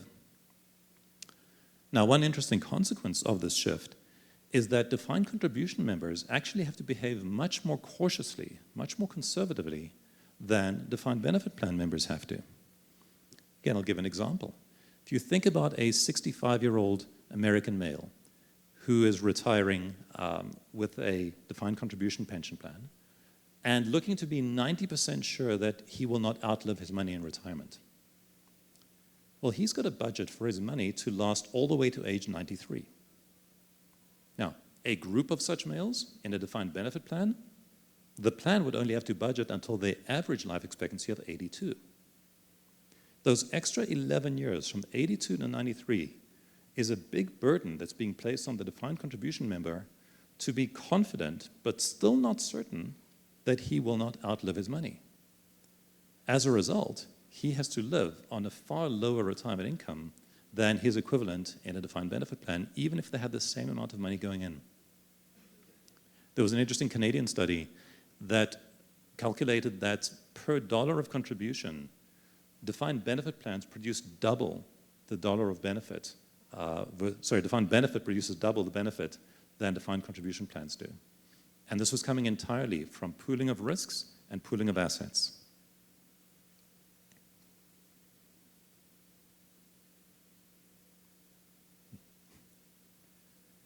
So existing plans really represent these stereotypical ways of looking at employment. They assume that people are either tortoises or hares. The fact that our pension world is in such trouble, I think, has to do with the fact that we are stuck largely with these two extreme models of pension plans and that we're dissatisfied with them. New generations no longer see themselves in such stereotypical ways, and employers are realizing that these retirement plans designed for these previous generations really aren't helping them to attract and to recruit people from younger groups. Now, these younger groups are still pretty individualistic, and they're quick to adapt to technology. They will change jobs frequently. In fact, they'll change entire careers frequently. But at the same time, they also recognize that there are certain themes that should be addressed collectively. They're very focused on things like equity. We see environmental concerns becoming a bigger and bigger topic. The fact that ESG as an investment subject has become more common, I think, speaks a lot to this. More and more companies talk about their visions, their missions, things that go way beyond just shareholder return, because they do see themselves as having a role for the betterment of society. So there is this notion that we really do have this hybrid world. We have a blend of the individual and the collective world. I believe the same notions are coming to retirement. When we speak to plan sponsors, we hear that they're not satisfied with the outcomes of the current generation of plans. They're disappointed by the lack of income security, but they're frustrated that employees aren't appreciating and aren't really, that it isn't driving the engagement that they're looking for. So we really see a big opportunity here to shape new solutions, to learn from the past and apply them to make for a better future. Now, one approach is to look at some of the innovation that we are seeing around the world, and there is a lot of experimentation happening, which is nice to see. In the Netherlands and the UK, there are attempts to move to collective DC pension plans. Now, these are still defined contribution plans, but instead of having all the individual sub-accounts, they invest all the assets collectively. They try to smooth out the fluctuations over time to really provide that better experience and better outcomes for participants. In Canada, we're experimenting with something called a VPLA. It's a notion that you could have people in a defined contribution plan throughout their working career, but then when they come to retirement, they can get together, they can pool their assets to create retirement pools that then provide lifetime income that's guaranteed for life, but where the amount can fluctuate gradually over time to account for gains or losses in the fund. In the United States, we're working on combining DB and DC features in new products. At October 3 specifically, we're launching a concept called Prime, which allows employees to accumulate money in something that looks like a defined contribution plan, but with better returns, with more guarantees and more security. And then when they get to retirement, they get to convert a portion of their assets to guaranteed lifetime income and keep a portion as flexible spending. And critically, we allow them to tailor that mix to their own personal circumstances, recognizing that everybody's in a different situation. All these are really interesting, but somewhat isolated examples of a blend of traditional defined benefit and defined contribution features to develop new and more balanced approaches to meeting participants' needs without burdening employers too much. So thinking about these and other innovations, I believe that a future pension model is going to have a number of common characteristics. And for today, we'll just stick to 3 of them. I'm going to talk about the importance of employees really understanding and appreciating their pension plan. We'll talk about the need for employer cost stability and risk management. And we'll talk about balancing the conflicting needs that retirees do have. So, to begin with, when pension plans are designed, usually the last step in the exercise is to discuss the communication and the education strategy. I'd argue this is completely backwards. It is critical that employees understand their pension plan. It is critical that they appreciate the plan. That is actually the main reason employers even provide these plans in the first place. Yes, we all care about our employees. Yes, we all want them to have a secure and stable retirement. But if they're not appreciating what we're doing for them, if they're not really understanding it, if it's not driving engagement, then it isn't really achieving its goal for the employer. I'd say that every feature of a pension plan has to be put through this lens. Are my employees going to understand it? Are they going to appreciate it? In this regard, I think there's 2 trends that we've got to avoid. One is a move towards very generic, third-party, off-the-shelf pension solutions. Retirement is hard, and it's a scary concept for our employees. They're looking for a partner. They're looking for somebody who can support them in this challenge, in this journey. Most employees don't have a close, trusting relationship with their bank or with their insurance company. They look at their employer. That's where they have the relationship. That's where they have the trust. I think focusing on a pension plan that's right for you, right for your employees, creates a great opportunity for you to build that relationship with them, to really relate to them, for them to see you as a partner in their well-being and in their family's future. And that's how you drive the engagement. That's how you drive the appreciation. That's how a pension plan becomes a tool for attracting and retaining your best employees. The other trend to watch out for is one of overcomplication. Now, said before, I'm an actuary, which means I like the math. I like the problem solving. I enjoy that stuff. The more complicated, the better. You got to be really careful taking advice from people like me, because we enjoy it and we fall in love with our own ideas. And what's really important is to remember that we are not the consumers of your pension plan. Your employees are. About 10 years ago, I was doing some consulting work for a large university, and we were designing a new pension solution for them, and the finance professors from the university got really excited and got really engaged. And so we spent hours with them debating formulas and algorithms and workarounds. It was so much fun. It was great. And we came up with something absolutely fantastic. The problem is the vast majority of the employees couldn't understand what we were talking about or what we were putting together. The university very wisely put aside what we'd come up with and chose a much simpler solution that was far less perfect, but that employees understood and appreciated. The university realized what we forgot, that is that this isn't actually for us. This is for your employees to really make a difference.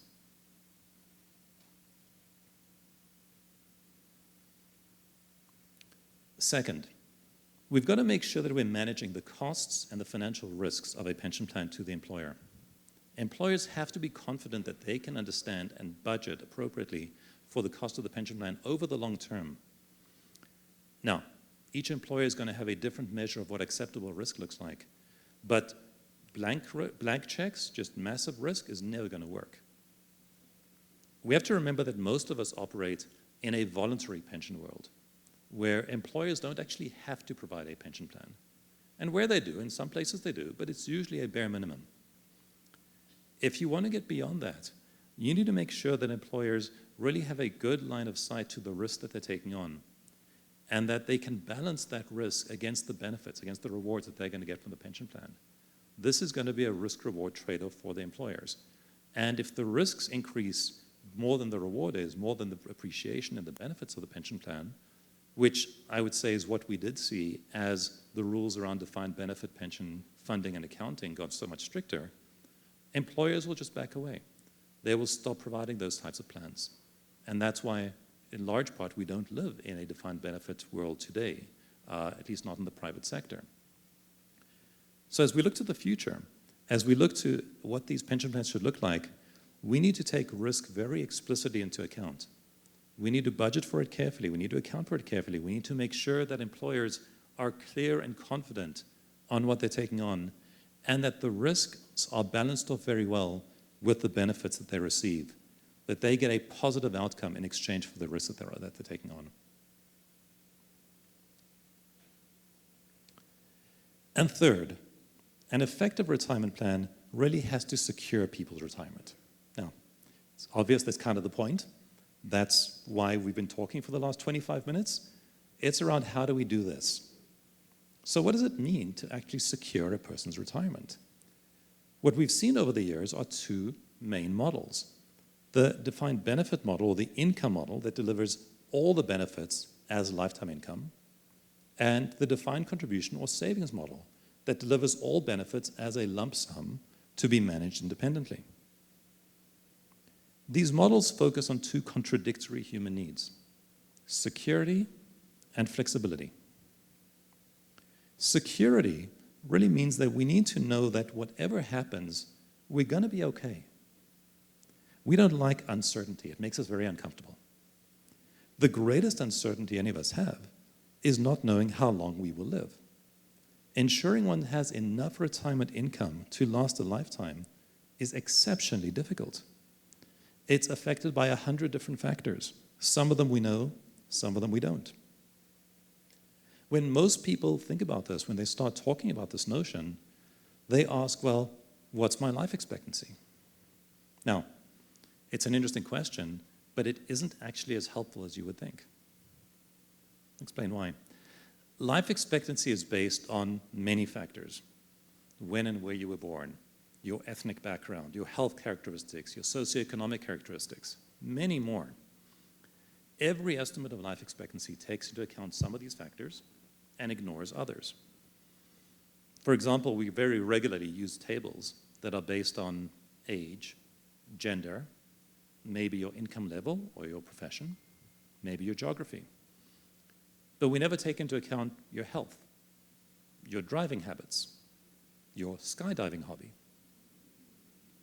Seems like it should be a factor. We could never take all these things into account. But even if we could, even if we had total universal knowledge of every factor that affects your life expectancy, the best answer we could hope for is to say that if there were 100 people just like you, on average they would live, 32 more years. But any one of those people could live for another 50 years, and another might get hit by a bus tomorrow. And we have no way of knowing who's who. We have no way of budgeting for that. As discussed before, defined benefit plans have a good solution for this problem: risk pooling. This means we take a group of individuals, we pool their money together, and the plan budgets for the average expected lifetime, recognizing that those who die earlier would subsidize the costs of those who live longer. Given that all of our lifetimes are unknown, we actually all gain from that pooling, because we all get to trade an unknown for a known, uncertainty for certainty. Any effective retirement plan for the future is going to need to incorporate some element of longevity risk pooling. This has always been DB's strength, DC's weakness. On the other hand, it is odd to suggest that a 60-year-old with potentially decades to plan for should lock themselves in to a fixed income stream for life, giving up financial autonomy for an allowance. When you speak with retirees, they tell you that they have no idea how much money they're going to need to live on now, or in 10 years' time, or in 20 years' time. And they're often terrified of the notion of handing over all of their money to a pension fund or an insurance company in exchange for an annuity that'll just give them a fixed allowance. What they want is an element of flexibility and control. Now again, traditionally, pension plans have offered people an all or nothing choice. Either everything is lifetime income or everything is flexible spending. These are two extreme positions which are just not well suited for the world we live in today and not well suited for these younger generations that are coming up. A much better approach is this flexible best of both worlds model. Retirees should be able to split their money. They should be able to decide how much they want to have secure, enough money to meet their core income needs for life, and how much they want to have as flexible, how much that they can control and they can adjust and they can deal with as they need at various points in time. Critically, this can't be a fixed solution. It has to allow individuals to take into account their other personal circumstances to make it work for them personally. So summarizing, really what we're talking about here is a best of both worlds model. It's about blending individualism with collectivism where it makes sense, where we get the benefit. Again, what do we need to do? We need to focus on the employees, make sure they understand and appreciate what you're doing for them. Focus on the employer's risk appetite, make sure that the employer is prepared to actually cover the risks involved and that you're not writing blank checks, you're not offering unrewarded risks for the employer. And recognize that employees do need both security and flexibility. And you need to help them to create the solution, that balance that works for them, that takes into account their individual characteristics, that is not a one-size-fits-all.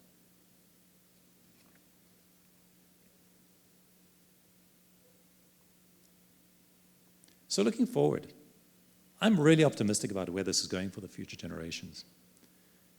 Retirement plans are critical for financial well-being. Now, as we've said, retirement is hard. There's no question. And we spent a lot of time talking about the financial aspects of retirement. We haven't even touched on the non-financial aspects, the psychological, the social, the health aspects. It's a really challenging time.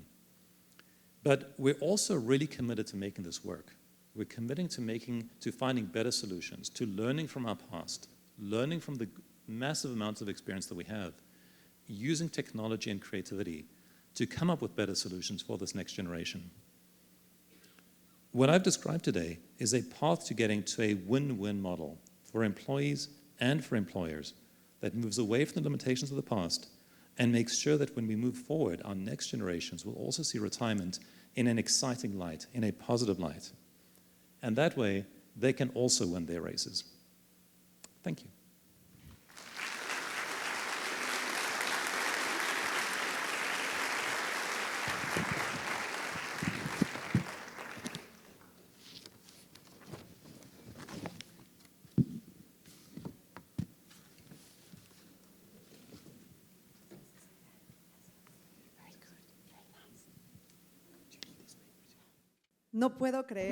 Well, I can't believe what we just listened to and how much we need to reflect upon savings and the future. So much to change. We should start now.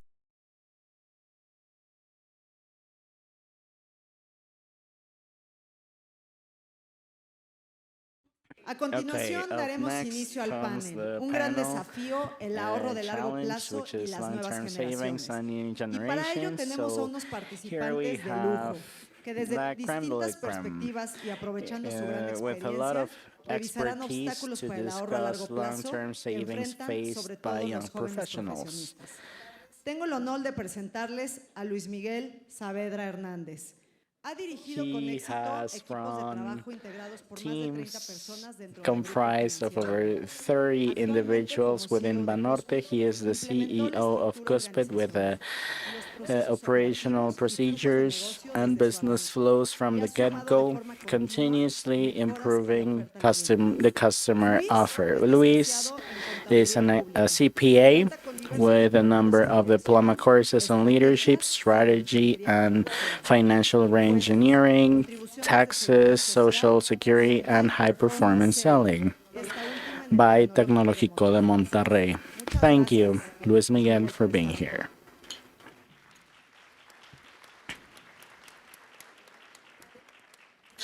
Adriana Rangel leads the institutional sector for the Bank of America Latina, responsible for the business strategy implementation across the institutional business sector, including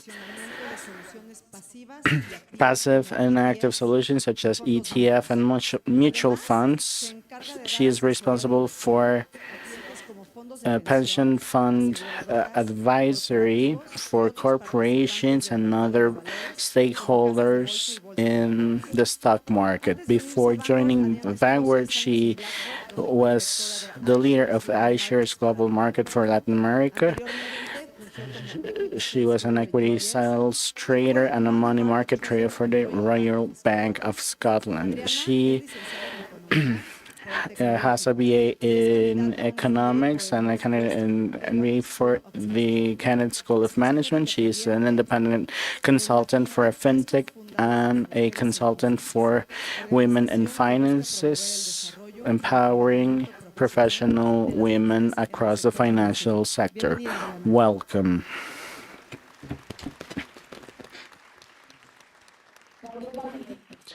Gabriela Melendez, she's an actuary, graduated by UNAM, specialized in retirement funds by UNAM. She has knowledge on employee benefits. She's a member of the National Board of Actuaries for the Pension Benefit and Social Security branch. She is the Director of Operations at Vitalis with 17 years experience with contingent liability, design and implementation of private pensions. She has taught at UNAM and Instituto Tecnológico Autónomo de México, sharing her knowledge with younger generations for over 10 years. Welcome.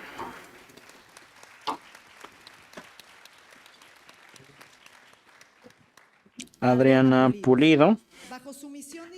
Her mission is to inspire a better world with over 200 workshops, talks, and conversations to high-level board members at the most renowned Mexican companies. 17 years accompanying 180 companies, strengthening their pathway across ESG, across 12 different industries.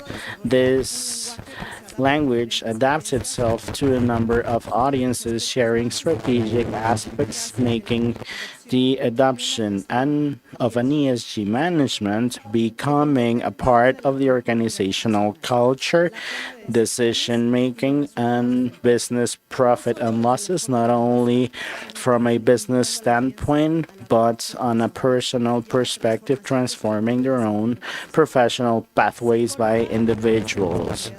She was a graduate from Vienna University. She has a diploma course on sustainability and corporate governance. Welcome.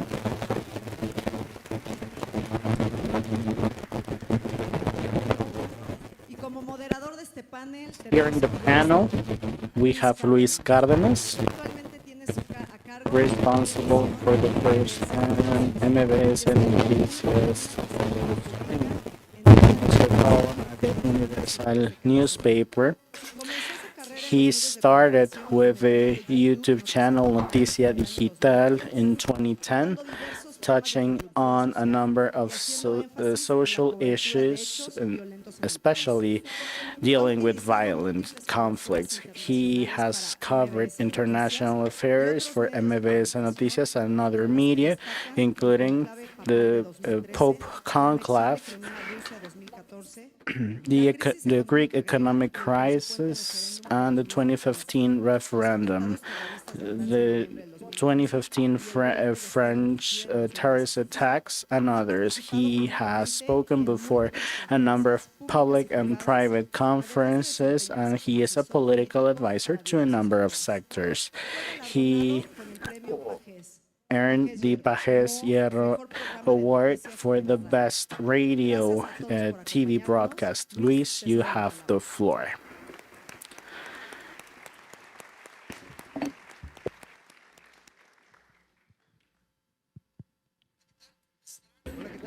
Hello, everyone.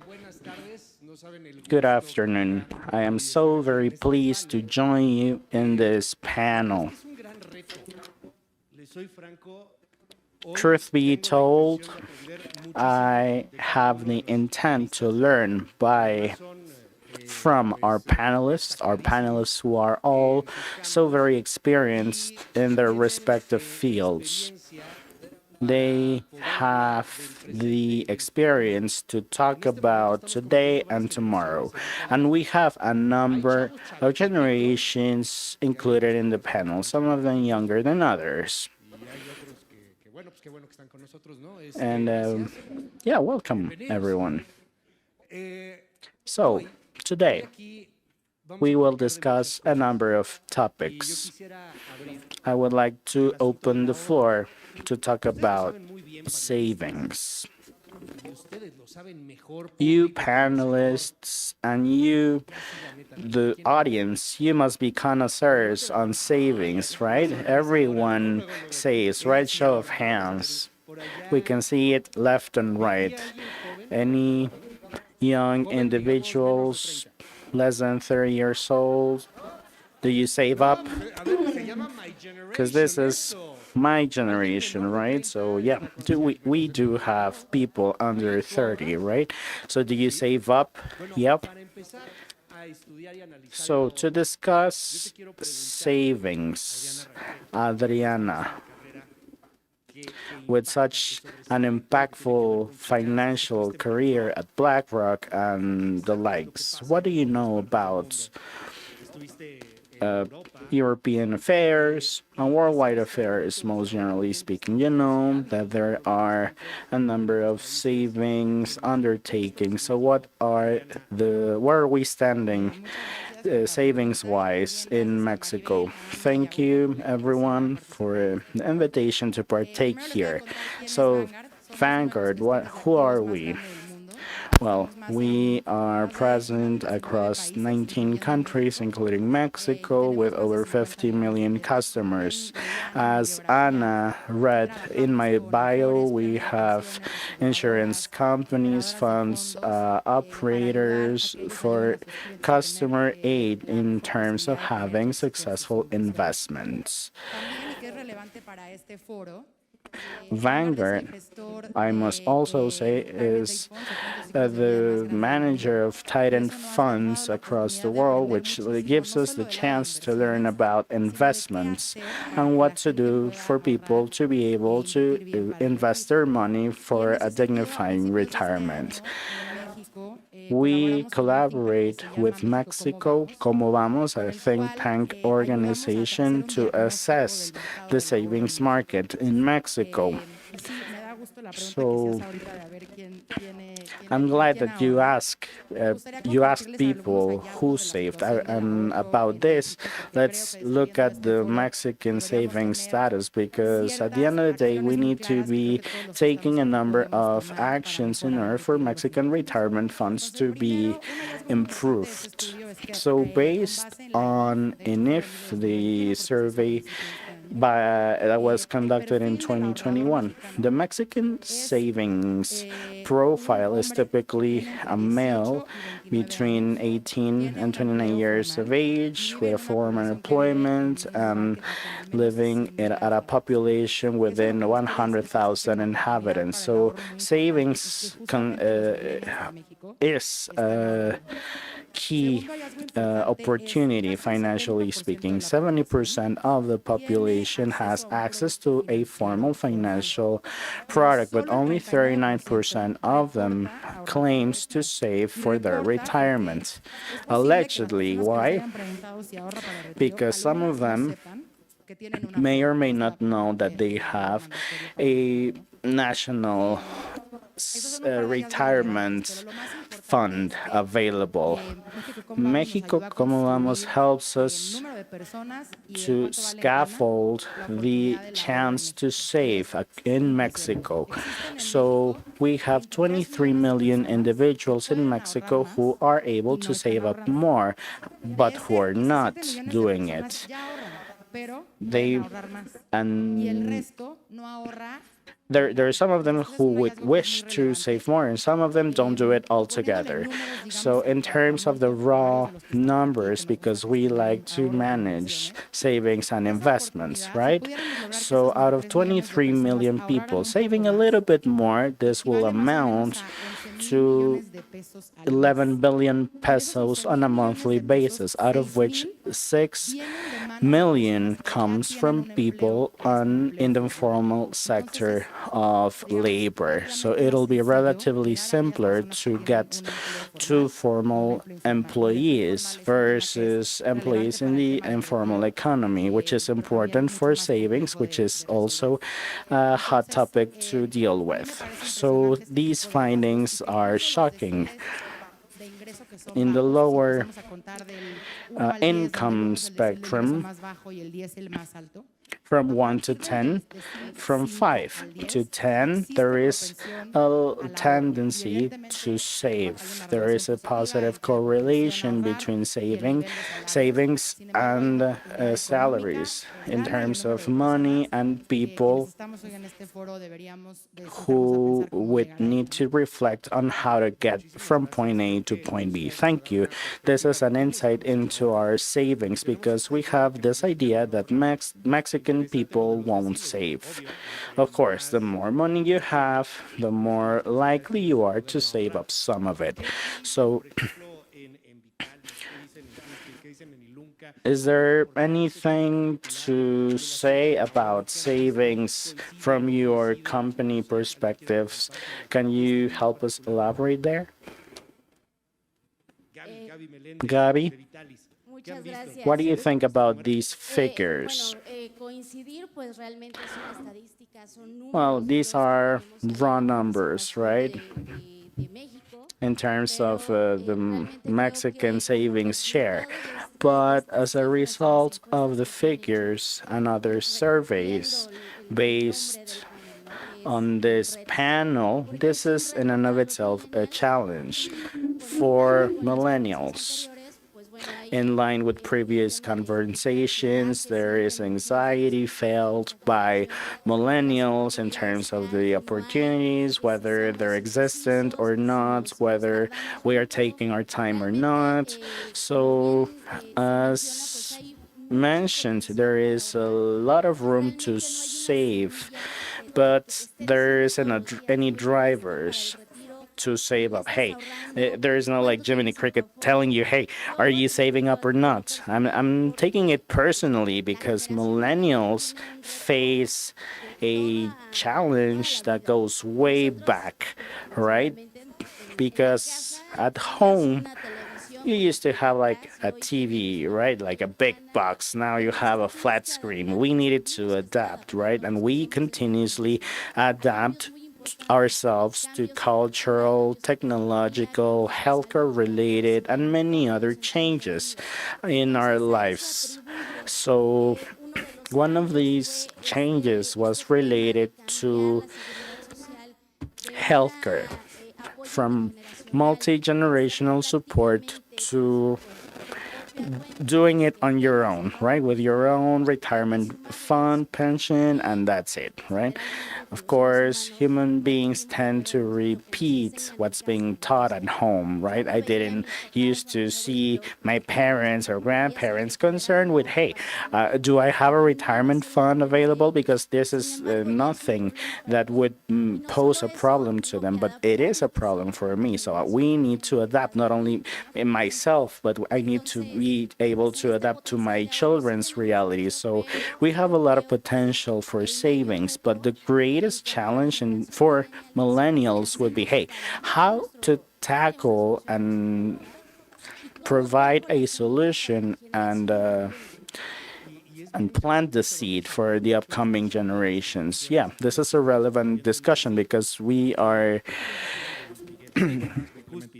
we are coexisting among generations. So do you have something else to say? Yeah, there is also the Amafore stats, right?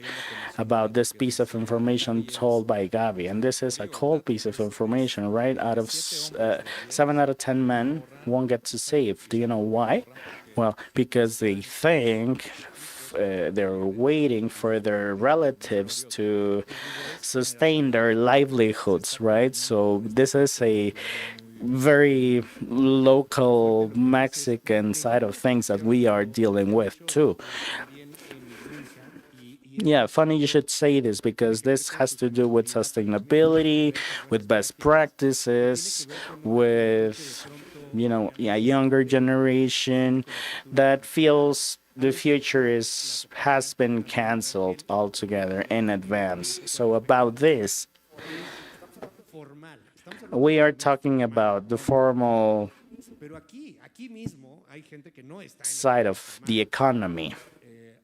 But there are people who may not partake in the formal economy. They're being just paid in cash, right? And yeah, this is what Mexico is about, right? Because over 50% of the Mexican economy comes from the informal sector. So this has to do with human rights and sustainability. What are your takes on this? This is a good perspective because, yeah, my question was about, the formal side of things, but what happens to the higher percentage of the population, because I think that when you're talking about retirement and Mexico, you must think about the inequality gaps that are only growing larger, with 5 million SMEs having a hard time. They aren't able to provide Social Security to their employees. I mean, I think this Mexican understanding that Mexican people won't save is something that's real. There is no savings education. They would just sit on their money, right? There is no awareness of saving for retirement, right? I have also got a feeling that the savings culture is related to your stage of life you are experiencing, right? Prompt consumption immediacy that we're yet to talk about. There is a need to sort things out, which goes against savings and against sustainability at its deepest. So there are a lot of other items that we need to discuss further. But yeah, I don't think there's everything to it. Yeah, journalists just want to take turns and engage, right? This is interesting. Mexico, this organization is one of the most renowned organizations that gives us more information about where the country is standing and where it's heading. We're talking about future generations and present ones. So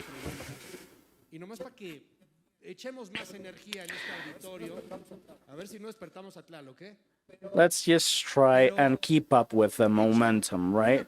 But okay, round of applause, those who are younger than 30. All right. Now, show of hands between 30 and 45. All right. Now, between 45 and 60.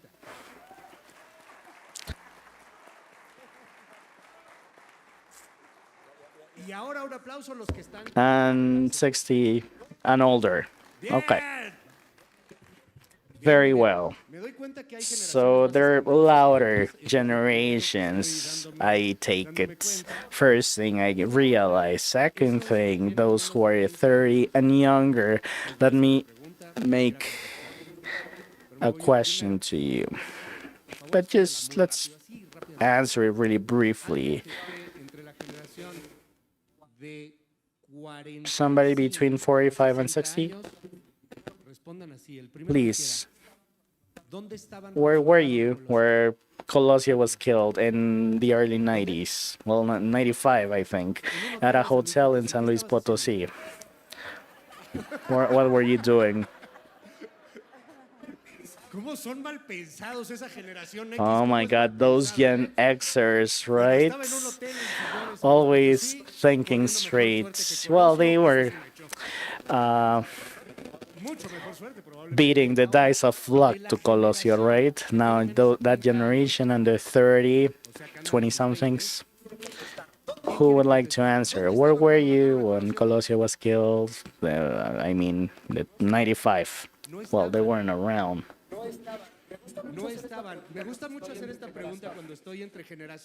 Now, this is a question I'd like to ask just so we get to realize how many differences there would be and how differently we are coexisting in the societal, economic, and cultural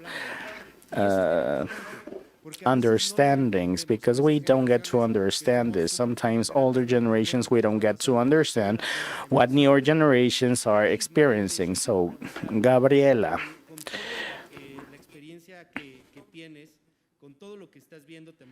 in terms of your personal and corporate experience, and you as a scholar sharing with a number of generations, how are companies working with different generations? How are we able to build a better future among everyone? Because, yeah, I mean, 20-somethings feel like 60-year-olds had it better or had it easier. Well, yeah, I had a chance to see my students' behavior ever since I was growing in my learning experience. And so something really interesting there is, okay, I get to see that as I teach on private pension funds, there is greater engagement, especially when we are talking about personalized pension plans. They are aware of it or even have hired one of it, which is something previously unheard of. So yeah, we are at a turning point in which, okay, more information may be available and they might be more financially educated, and their company may be more engaging with their employees. So when we were discussing leadership in previous conversations, well, it is striking to see that today's employable generations, we need to be supported or even compelled to save, because otherwise you wouldn't be doing it on your own, which generations below us won't need that push, right? Because this is more like second nature to them. But we, 40-somethings, we need to have prompter solutions because we have less time. And so this is interesting with compound interest. So in terms of savings, acceptance, acknowledgement, yeah, this is more evident. We need to try and change our mindsets. Something we've seen is that people don't like to save up. Actually, this is against their desires and will, because yeah, expenditures, going on a spending spree is, you know what, is pleasurable to them, but hey, you can pay coffee, vacation time in advance, and in such a way you will be able to totally understand this differently, right? Different from not liking savings. Well, if I may be a little controversial,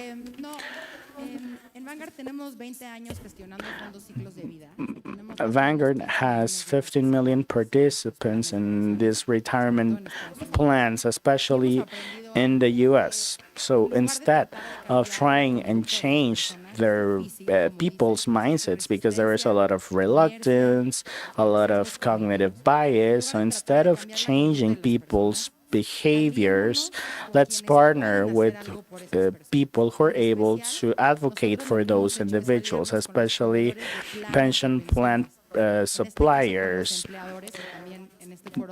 employers.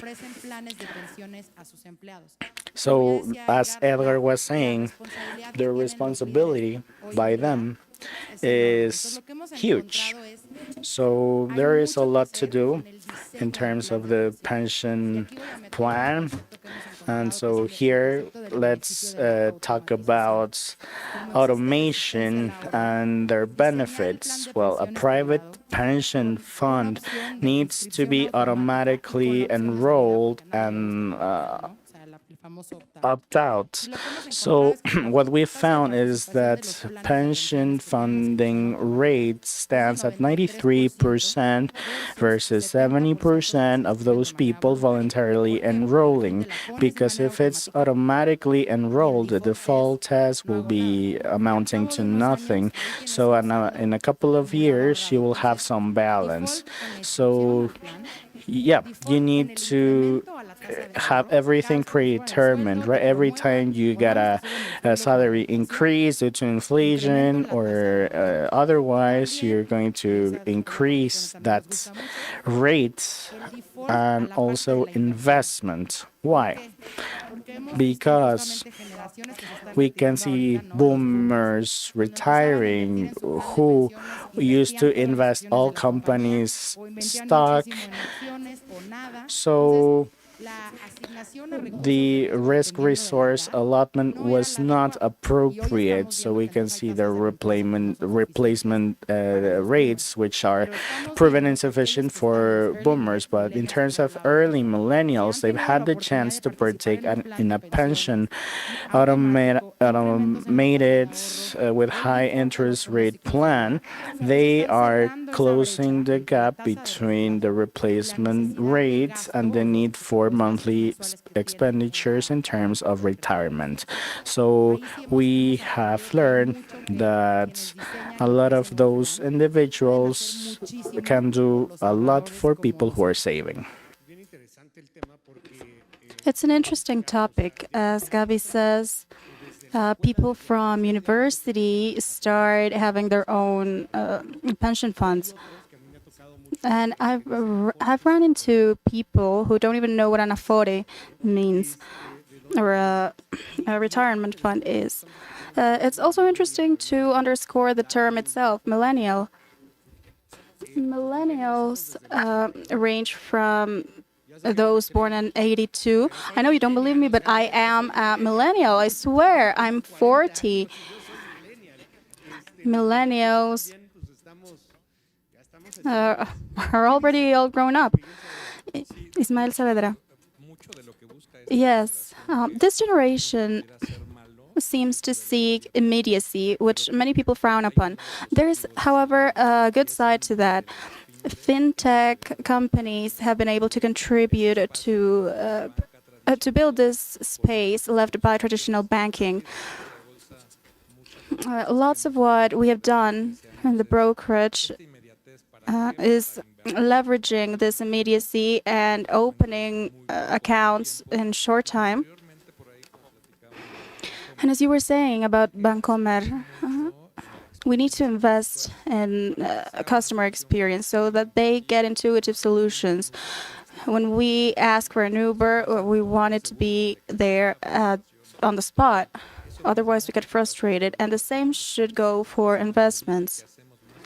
As we simplify that account opening process, this standing orders process, then the easier it's going to be to pull these generations. It's interesting. You mentioned something I was going to mention myself, immediacy, immediate satisfaction. People who are very digitalized are used to immediate answers. For instance, instant notifications release certain substances in our brains, and that makes us feel good. But so, how to change this mindset of immediate satisfaction? And I take into account what Adriana was saying, taking into account the future. The future seems far away. At the moment, I'm satisfied with buying at Mercado Libre. How to change our mindset?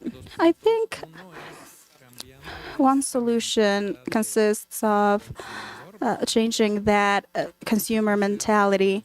You have to acquire an investor mindset. We need to know which company to invest in. You can do so in Cuspid, actually.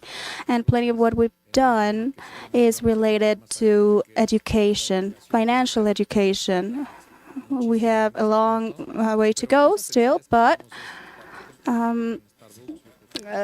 a very simple example is, for instance, who of you drink Starbucks? Plenty of people. Well, one asset of Starbucks, one stock of Starbucks is worth a part of that coffee. So you compare prices, and so you realize what would happen if you were to restrain yourself and not buy the latest model of an iPhone, for instance, but rather invest in the stocks of that company, or perhaps run into more diversified products which are focused on saving up, That takes a weight off.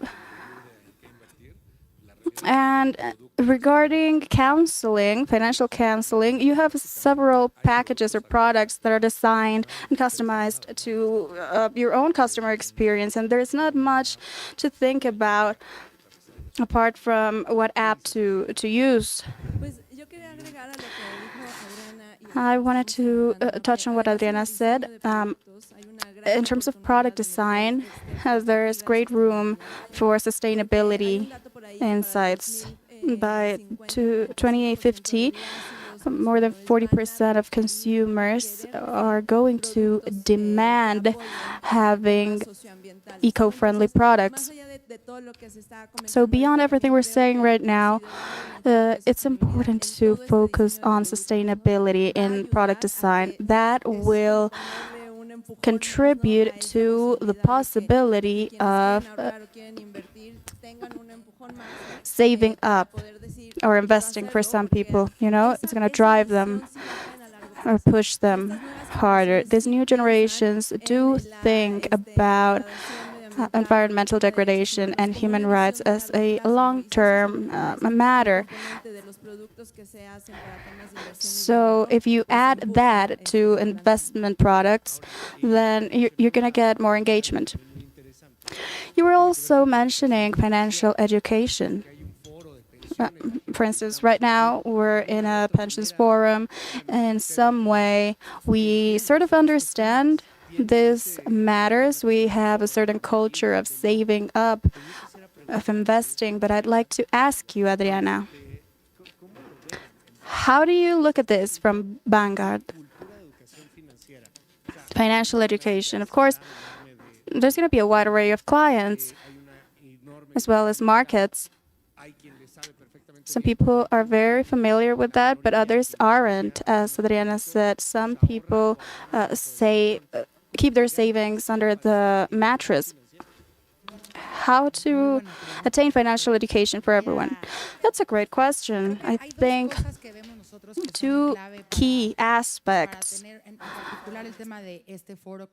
to attend to a good retirement is saving up enough and investing well.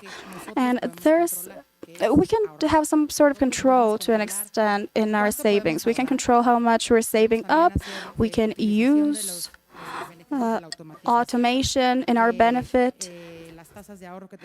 the mandatory savings rates, we should focus on what we can control. So I'd like to leave you with these takeaways. This is particularly important for early millennials who have been trading in the mandatory pension system in Mexico. 6.5% of savings for retirement savings, that's not going to be enough. Luckily, a new regulation increased this to 15%, which is meant to go through the resource accumulation phase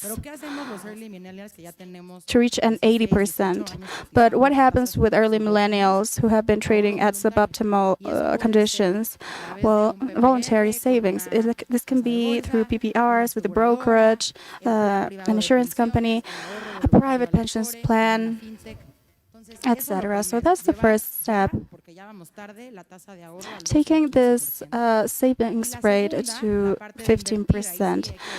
And of course, delegating this responsibility of investing to the ones who know. The doctor previously said that life is a trajectory and so is investment. And in that sense, there are options available in the market which adapt to your development as an aging person.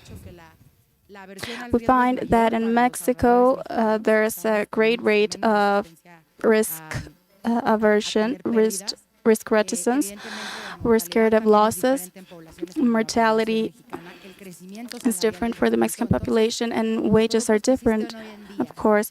So the options we have to invest for the future are focusing more on a person throughout their life cycle. Thank you so much, Adriana.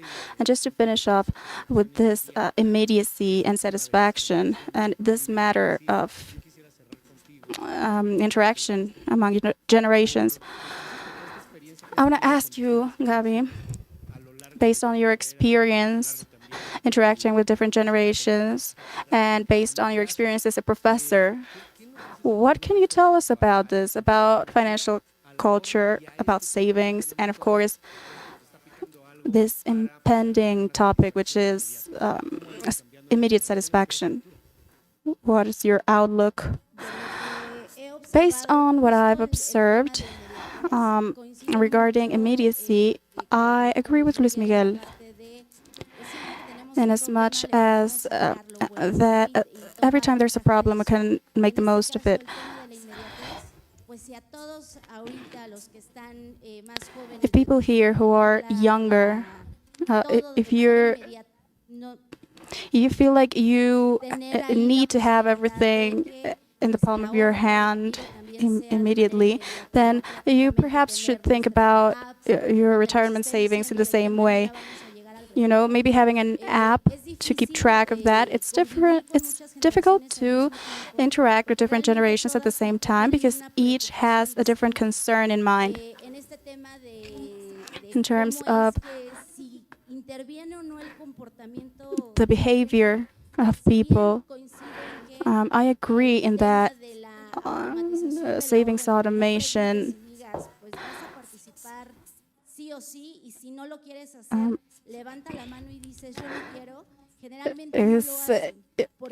is usually an obligation to save up because once you put people in an automatic scheme, people are more likely to continue to invest. But it's also true that in Mexico, we're not ready for this solution. Because if myself, and the company I work, I have the benefit to have a private pension plan, and I get there automatically, nothing assures me that in a couple of years, I can switch companies to another that gives me the same kind of benefit. And so it's not that simple, you know, not always the money you've saved up ends up being useful for your retirement, you know?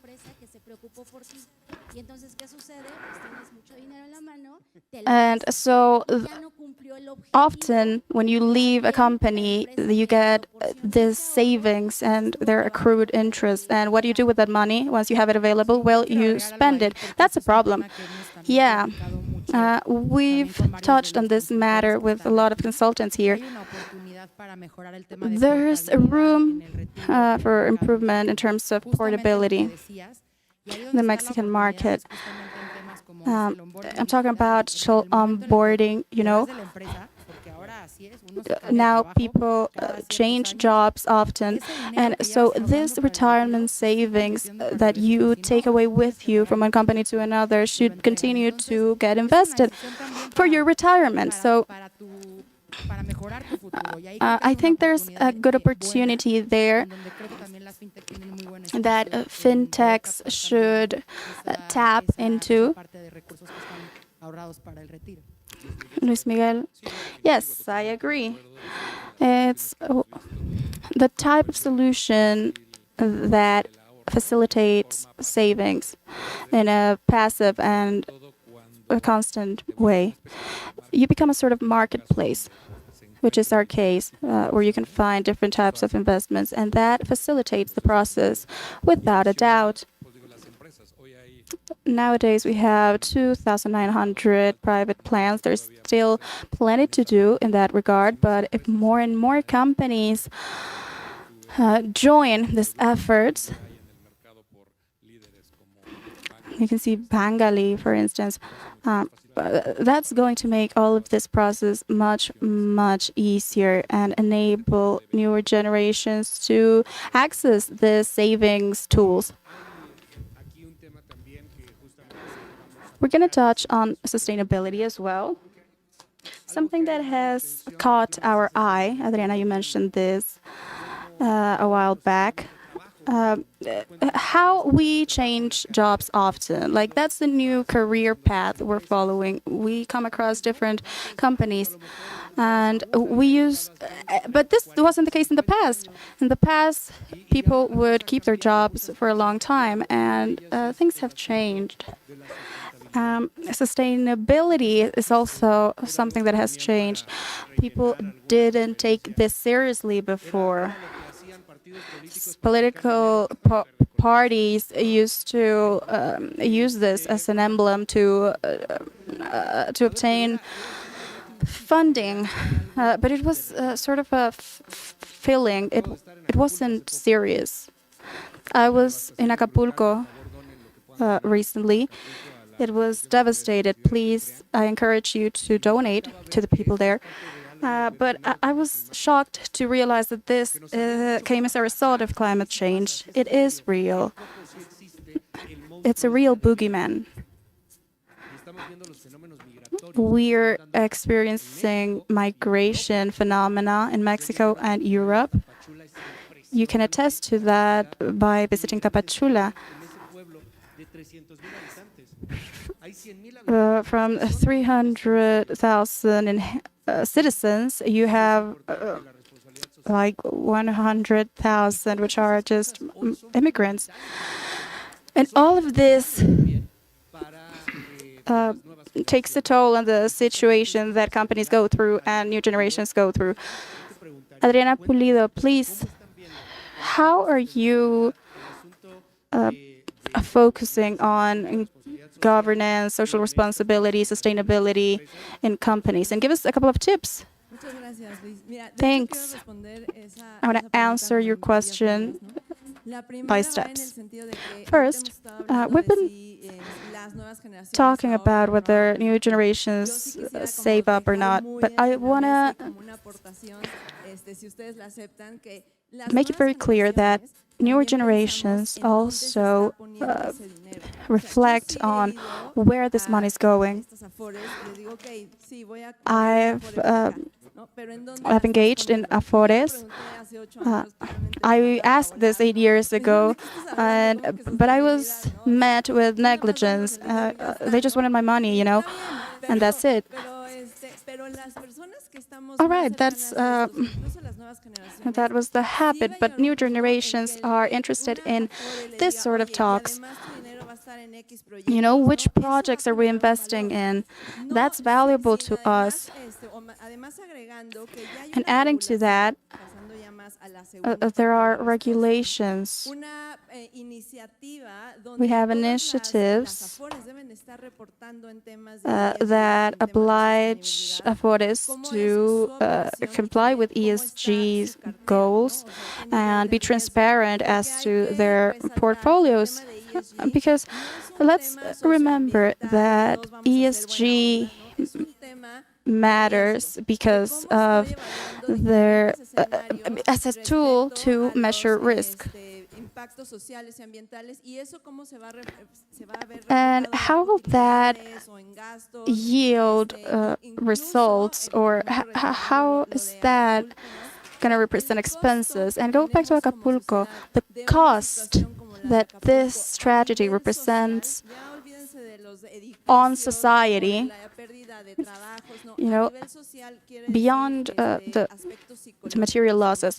I'm talking about psychological impacts. Sometimes these effects are far worse. And so companies in general have a huge opportunity to delve further into ESG matters, to better understand them, and to work transversely and horizontally towards risk mitigation, understanding the new world, and understanding that newer generations care about resource allocation. Newer generations want to deal with environmental matters with their investments. You have lots of clients in Ilunga. Adriana, you've counseled them. How are they looking at this in their own companies with their partners? What a great question.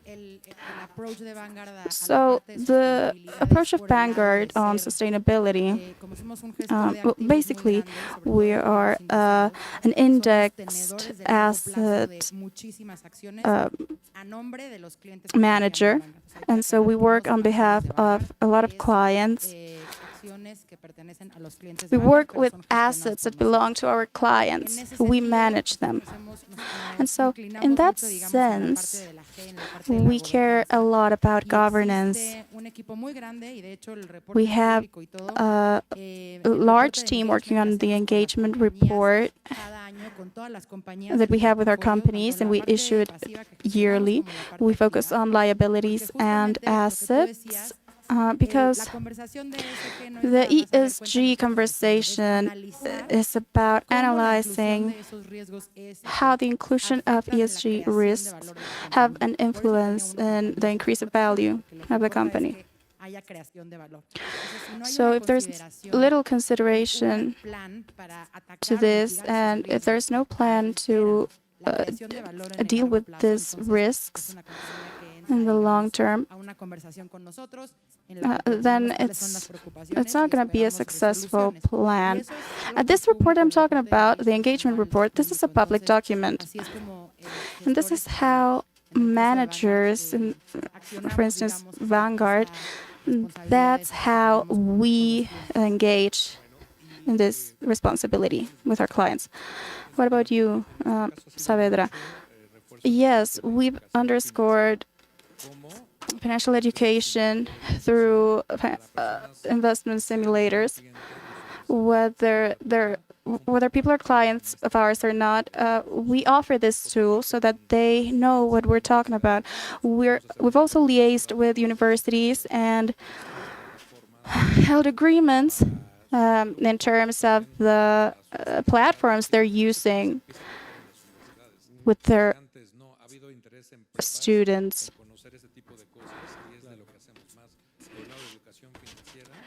For them to get better acquainted with financial education.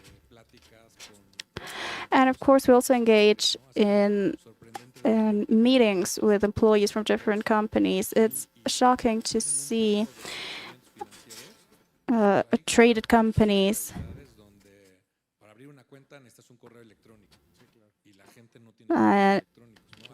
And we also take a look at the other face of the coin. Like, there are people who don't even have an email account ready to open an investment account. So that's two ends of the spectrum. I just want to add something. There are some detractors of ESG and sustainability. They're very close to the financial system, to the financial sector. And I would just give a recommendation to those companies working on ESG and sustainability. And that recommendation is communication. This is a matter of long-term value creation, and many of the detractors of ESG mentioned that this is not a profitable strategy in the short term. Well, of course not, but this is an effort on behalf of all groups, you know, the consumers, us, governments, because we cannot just think that something's not profitable in the short term and so it's not worth doing. No, I have to think about the long term. Because when we talk about sustainability, we're talking about future generations. So it's a mindset matter, you know. So yes, of course, there are detractors. We should engage in conversations with them, but we should also keep in mind why we're doing this. And that's because we want to ensure life in the mid and long term. And what are you doing in Vitalis, Gaby Melendez? Well, in Vitalis, we have a team focusing on investment in pension funds, and we focus greatly on the mid and long term. We assess where to invest, bearing in mind the pensions that we have to account for, but we also assess that companies are complying with ESG principles so that funds grow in value, and this takes a positive impact on society. We've almost run out of time in this forum, but I just want to mention a couple of takeaways. Well, I want you to give your takeaways on this challenge, long-term savings and new generations. But don't see yourselves talking to the experts or the financial sector, which are very close. Yes, that's why it's so chilly in here, isn't it? Imagine you're talking to a 23-year-old, a freelancer. You know, they work, they can issue invoices, but they're freelancers. They don't have something stable. So what would you say to this person? How do you underscore the importance of the future for this person? How do you make this person understand? Adriana. Well, first, this is something I read in a book I love. I'm awaiting the second edition. It's from Morgan Housel, The Psychology of Money. Oh, that's a great book. Yeah. So, you know Warren Buffett. It's not that he was great selecting stocks to invest in. What he says is that Warren Buffett had a lot of time on his hands, and that's not a recoverable asset. So what I would say to this freelancer is that they have the most valuable resource on their hands, which is time. And that's key to set your money in motion to reach your financial goals. So that's what I would underscore: time. Round of applause for Adriana Rangel from Vanguard. Gabriela Belendez from Vitalis. Well, I'm a professor, and so I would leave this person a homework. I would ask him to have a conversation with his or her family.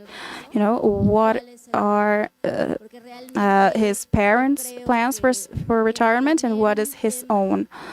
You know, because I feel like bringing this topic to the table in a family context helps raise awareness and commit ourselves to a goal. Sometimes it's more powerful to have your family present when making this commitment. Thank you so much. Adriana Pulido from Ilunca. Well, I would tell this person something quite simple. I would say money is not everything, but it serves a great deal. It serves to be well and to keep this world in a better place. Thank you. And finally, Cuspid, Luis Miguel Saavedra. I would leave them with a question. What would you feel if you were living with the 25% of your income? Are you willing to do that? Do you know what that would be like? So when's the best time to start saving up or investing? Well, now. Thank you so much. Thank you, all of you, for being here with us.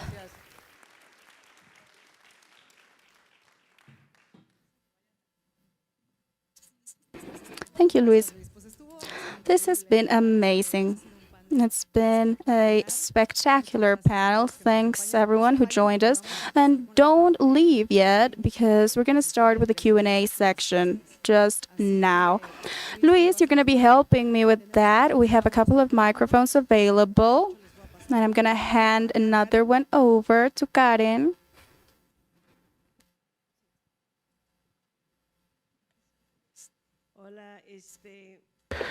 Hello. First and foremost, I want to commend Vitalis because the panel that I'm witnessing is a one that's comprised of 3 women. Yay. So there's a high woman share.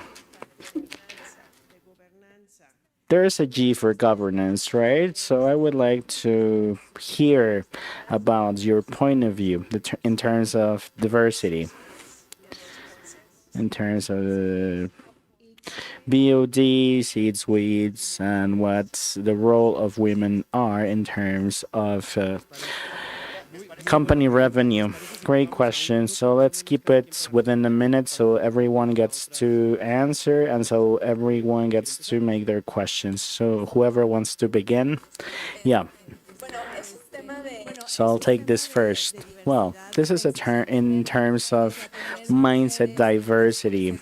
Having women as part of BODs, well, this is a mindset of diversity within a group. If you are surrounded by men, and this has nothing to do with feminism or sexism or whatnot, this is a framework of thinking and of problem solving. When we are talking about diversity or a women's share or people with disabilities, well, there is another approach to solving out problems, thus having a more comprehensive solution to those problems, which will contribute to the organizational's bottom line, right? So, but yeah, I'll leave it there. Yeah, in terms of Vanguard to the S. Well, diversity is not only gender-based, but it's about skin color, it's about race, and whatnot. So, yeah, I've read some of the reports stating that women product manufacturing companies were lacking diversity as part of the Swiss and BODs, right? So in terms of succession plans and so on, all of which is key. So yeah, we need to have different backgrounds helping you solving out issues in a more out-of-the-box way with a greater equity in the future. Yeah, without further to add, I must agree with Adriana. If I would add something, well, women are biologically wired differently versus men, right? And this is natural. So being able to abide by this diversity will add up to everyone. Yeah, so I won't repeat everyone else's conversations. I think, yeah, we must have these panels more often and on a personal level. Kind of dawns on you, right? As a man, when you procreate and have some daughters, right? Maybe you are kind of undoing everything you've learned up before. So, yeah, I must agree that there is greater value in building a more diverse team.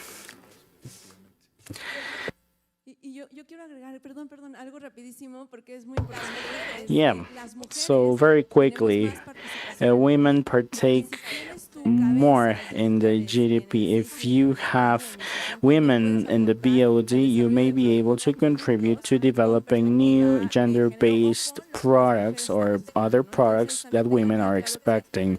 We have more and more women partaking in the GDP, so this calls for more product or women-centered products. Thank you. Thank you. Great panel. 2 quick questions. When companies contribute 15% of the retirement fund, wouldn't that sort out things? That on the one hand. And on the other hand, what are the best practices so that freelancers and other informal workers can save up for their retirement? Who wants to begin? Well, about the first one. Well, I think Gabby is the expert, right, in terms of the rate.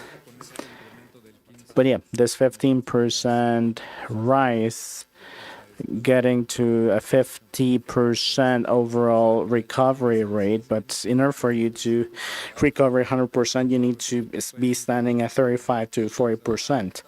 So there's something to be done there. Also, in the morning, I was reading a paper. There was an important challenge faced by younger generations, which is they no longer wish to work for a company.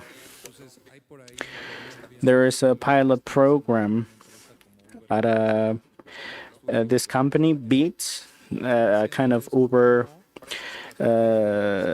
like company. So those associates, quote unquote, creating benefits, right? If you work for these platforms, you will be withheld a share so that you can have it back, so that we can revert these technological trends. So I think these new ways of working in a more collaborative way are so very interesting.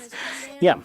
Whether or not this thing will be sorted out, well, yeah, actually there is growth in terms of individual accounts, contributions, where increases will be done all the way through 2030. However, there is also a serious issue that we refer to as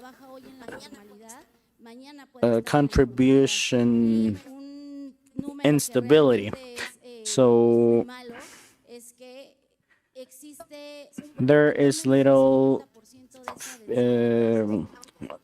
less than 50% for those contributions. So there is no certainty that this 15% will be saved up throughout the employee's life cycle. There will be nearing that savings, which could potentially be met if the employees were formally hired, or in spite of that, they will be able to personally and voluntarily contribute to their own retirement funds. Even if they have their own businesses, everyone will be able to open up a retirement account if they lack the knowledge or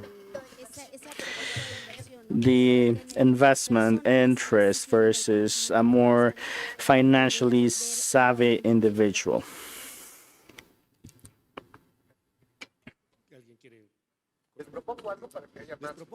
Now, if I may, so we can streamline the question and answer session. So how about we take maybe two panelists to answer a question, or however suits you best.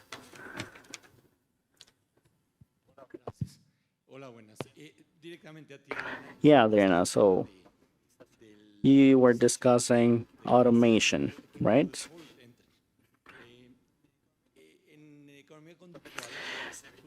Behaviorally, this is a hot topic. There is no rational thinking, especially when it comes to saving. People need to be enrolled. They won't enroll of their own volition. So, yeah, no question, but rather just a remark. Yeah, not only are they not enrolled, but even if the company lets them, they're just leaving that money pot aside. So, yeah, unthinkable, right? So, yeah, we need to think of the actions we can take as company owners, as pension fund owners, so that people get to invest better, because it's easier to work with decision makers rather than just let that decision on the hands of that individual.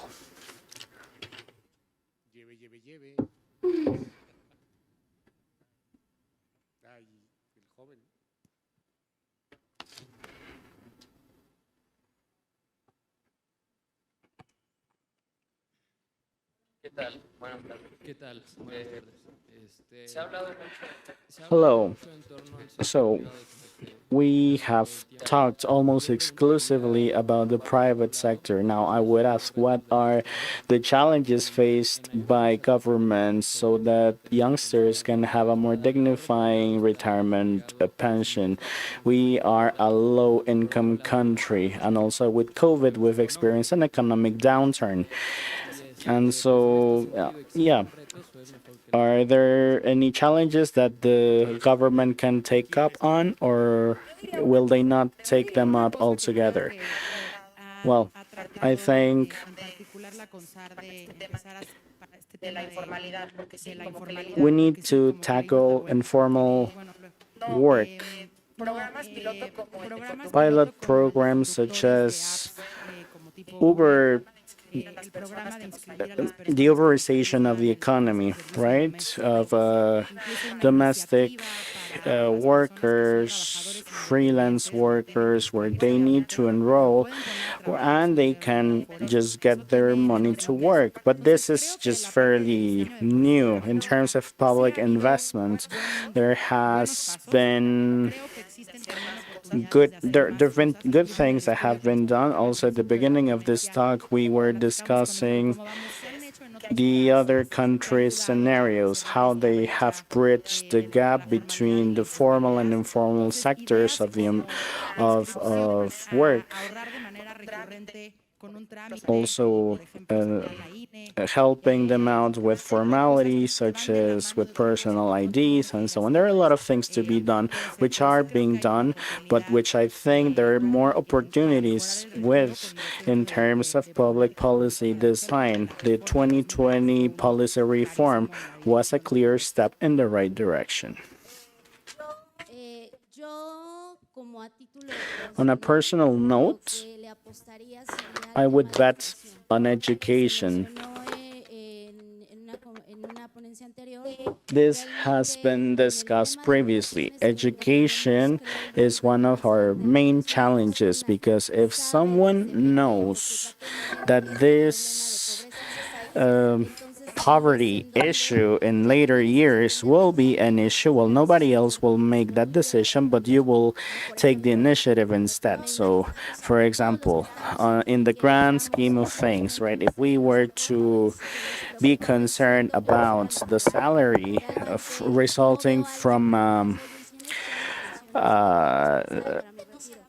an interview, well, we're not asking about retirement funds, right? But yeah, I would think that a good way in which we can tackle public policies would be through education.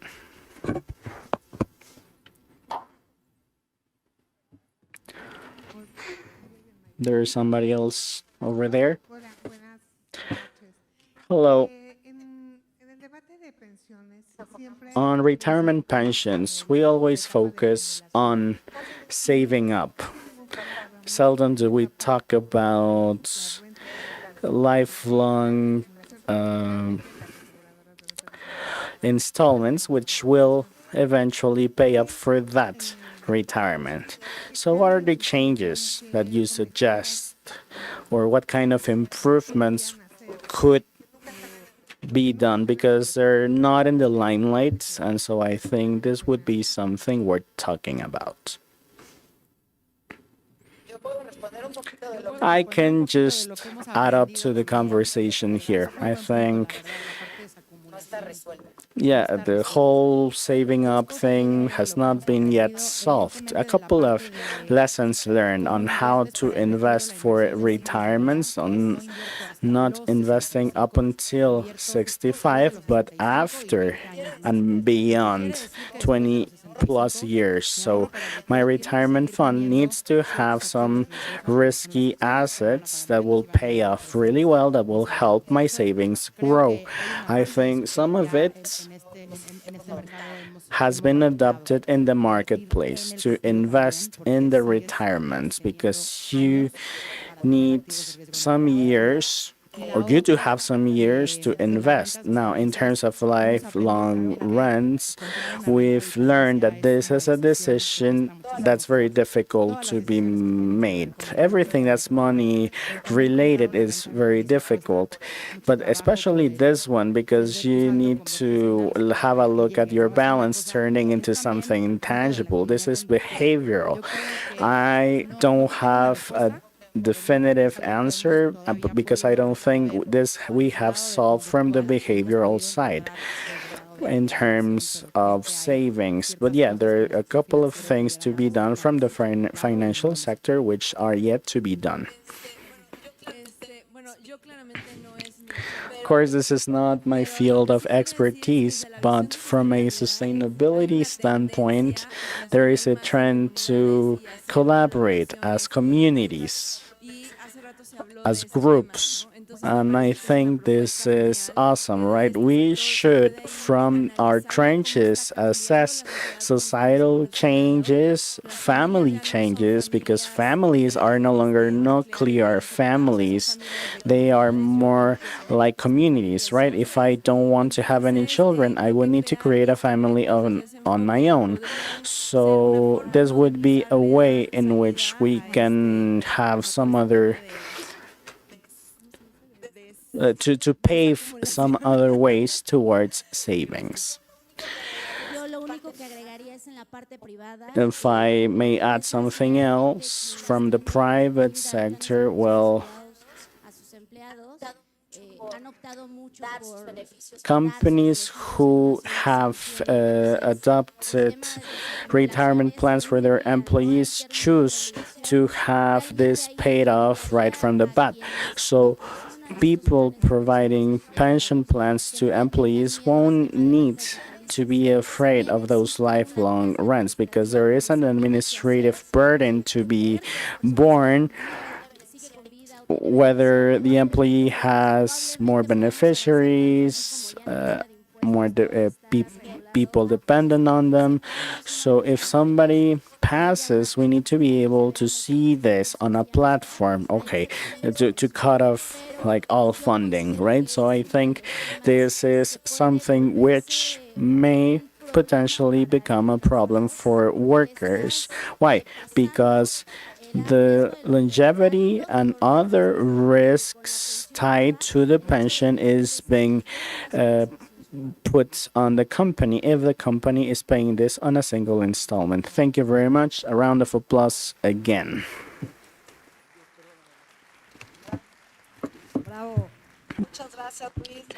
Thank you, Luis, Adriana, Gaby, Luis Miguel, for partaking as panelists. We've learned a lot. Please stay tuned. We are heading to the end of this forum, so if you would like to step down.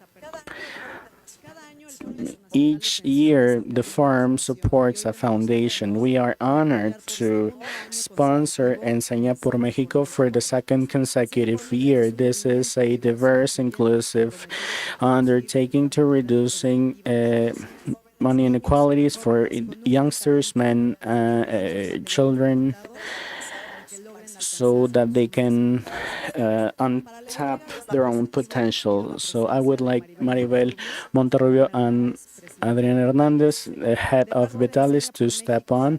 Manuel González by Vitalis, and two board members, Juan Carlos Domínguez, Andrea Pérez Rofe, and Pablo Ruiz Galindo. Please step on the stage. Corre video.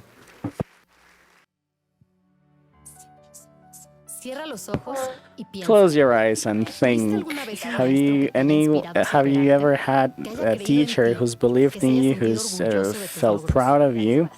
Have you had any chances to dream big, to picture what you wanted to do when you were older and to achieve it? Well, now you can open your eyes up, because in Mexico there are a lack of role models so that children can dream, participate, and create. 6K plus students drop out. The educational gap has become wider and wider since COVID. Millions of students lack an education to untap their own potential.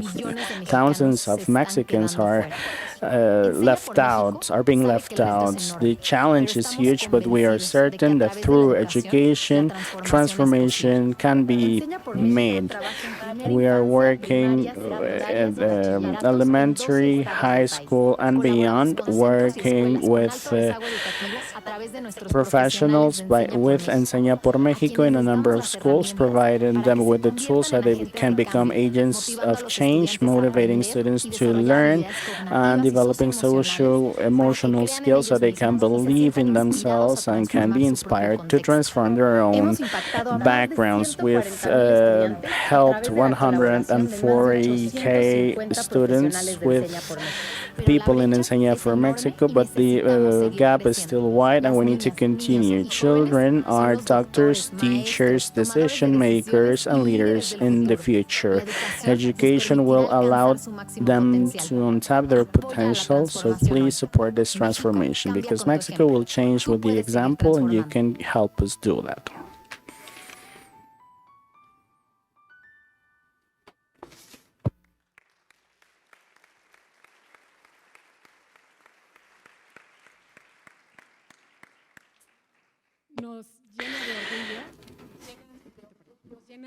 We're filled with emotion and pride to be able to contribute, because this is no donation, this is an investment in education for Mexico.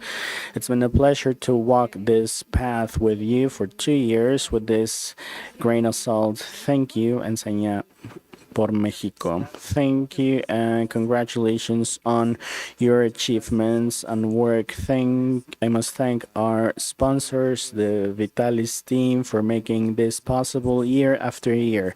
All attendees helping with their donations, Vitalis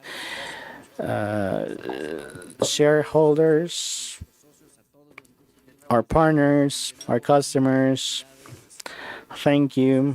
So hopefully we'll continue together down this path. Thank you all for sparing this couple of minutes. If you paid attention to this video now about Enseña por Mexico, a couple of things. One, we believe that we all are born with huge potential. Unfortunately, children in Mexico are unable to untap it, and some of the things we can do is invest in their education. So this forum on retirement funds, investing in our future, well, this is a natural topic to invest in the future of thousands of Mexican children in dire need of it, because their circumstances prevent them from accessing the opportunities that we all all have. How do we go about this? Well, we invest on talent. Enseña por Mexico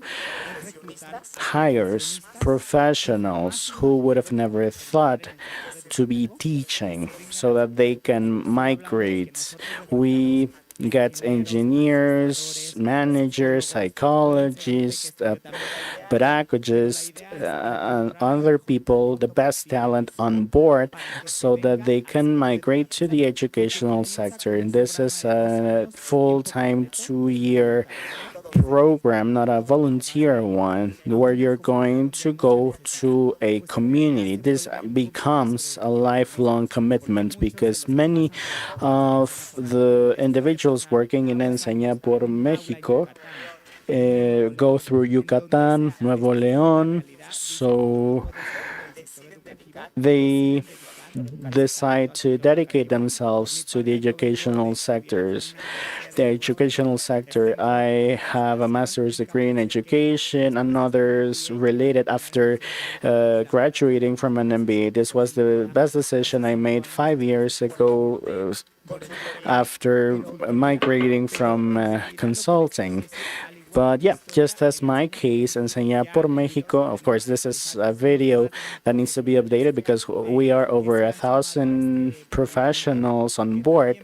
And also, we are being led by the board of directors. This helps us achieve our goals. Vitalis donations was labeled or was given to this other project, Creciendo Juntas, or Girls Growing Together. We are focusing on gender equality, and I want to be vocal. If I have two board members, but 50% of our, even 70% of the organization is made up of women. They weren't here because of personal reasons. But yeah, you know, this was a shame, me talking about gender equality and not reflecting this in reality. But yeah, anyway, this is a call for action, right?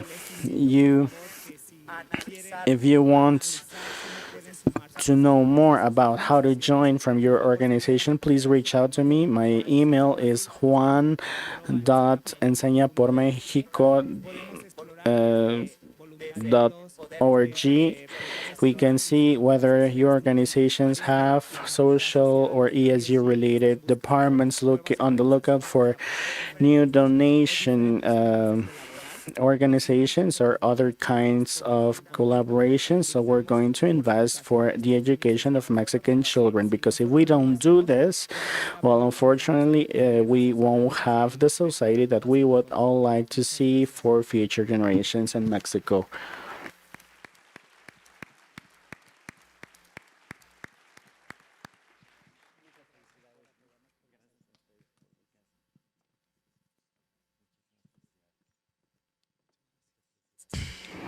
Thank you, Juan Manuel. Thanks for joining us. So this is it. This is the end of the 12th International Pensions Forum, and we're so thankful to the Vitalis team for making this huge event possible. I'd also like to thank all the speakers for engaging in this collaboration, and of course our sponsors, October 3, Farus Management Lux, Farus ICAP, MBS, El Financiero, Mundo Ejecutivo, Scandia, Afore Coppel, Cuspid, GPI Asociados, CIA, Cepeda y Asociados Consultores, Proceptual, Multiva, Universidad Anáhuac, Pensar y Ver, Prolomer, Columbus, PFA Group, Locton, Mexicana de Becas, Grupo CEP, Gran Fiesta Americana, Cuervo. And thank you to our allies, Millas para el Retiro, Superclásico, and Mama Consulting. We have one last surprise for you. We want you to take a look under your seats. The winners will find underneath a prize. And I would like to invite over on stage Juan Carlos Argumedon, Jorge Fregoso, to award them this grants from Anáhuac University. Big round of applause for the winners. Could you please step on stage? We have 5 scholarships with 20% discount to study a higher degree or a master's. 2 of 30% discount and 2 40% discount. Gaby Santana, it seems like you're a winner. Come on. Come on stage. Please don't leave. We're going to have a networking space and a cocktail afterwards. This is the closure of the event. So please join us on stage. You can keep that as a memoir. And here are your rewards. So first of all, thanks. Us at University Anáhuac in the Department of Higher Studies in the Business School, of course, we're very committed to education, and we've been sponsoring Vitalis for 4 years now because we believe in the future. We think of the long run, and today the common denominator was education. So if you wish to invest, to make a profitable long-term investment with returns in the short term and also a low-risk investment, that's education you're looking for. So let's make the most of this opportunity. We're offering these scholarships for you, and thank you. Thank you, everyone. Big round of applause. Thank you, Anáhuac, who has been participating with us for a long time. We're very thankful. We are betting on education. And so congratulations to all of the winners. Thank you. And lastly, thanks for believing in us and for supporting this sensitivity and awareness campaign. We are convinced at Vitalis that saving up can transform the world. And of course, thank you to all of you here today, in person and virtually. Thanks for being here today. See you next year, and I hope you enjoy the cocktail. Thank you.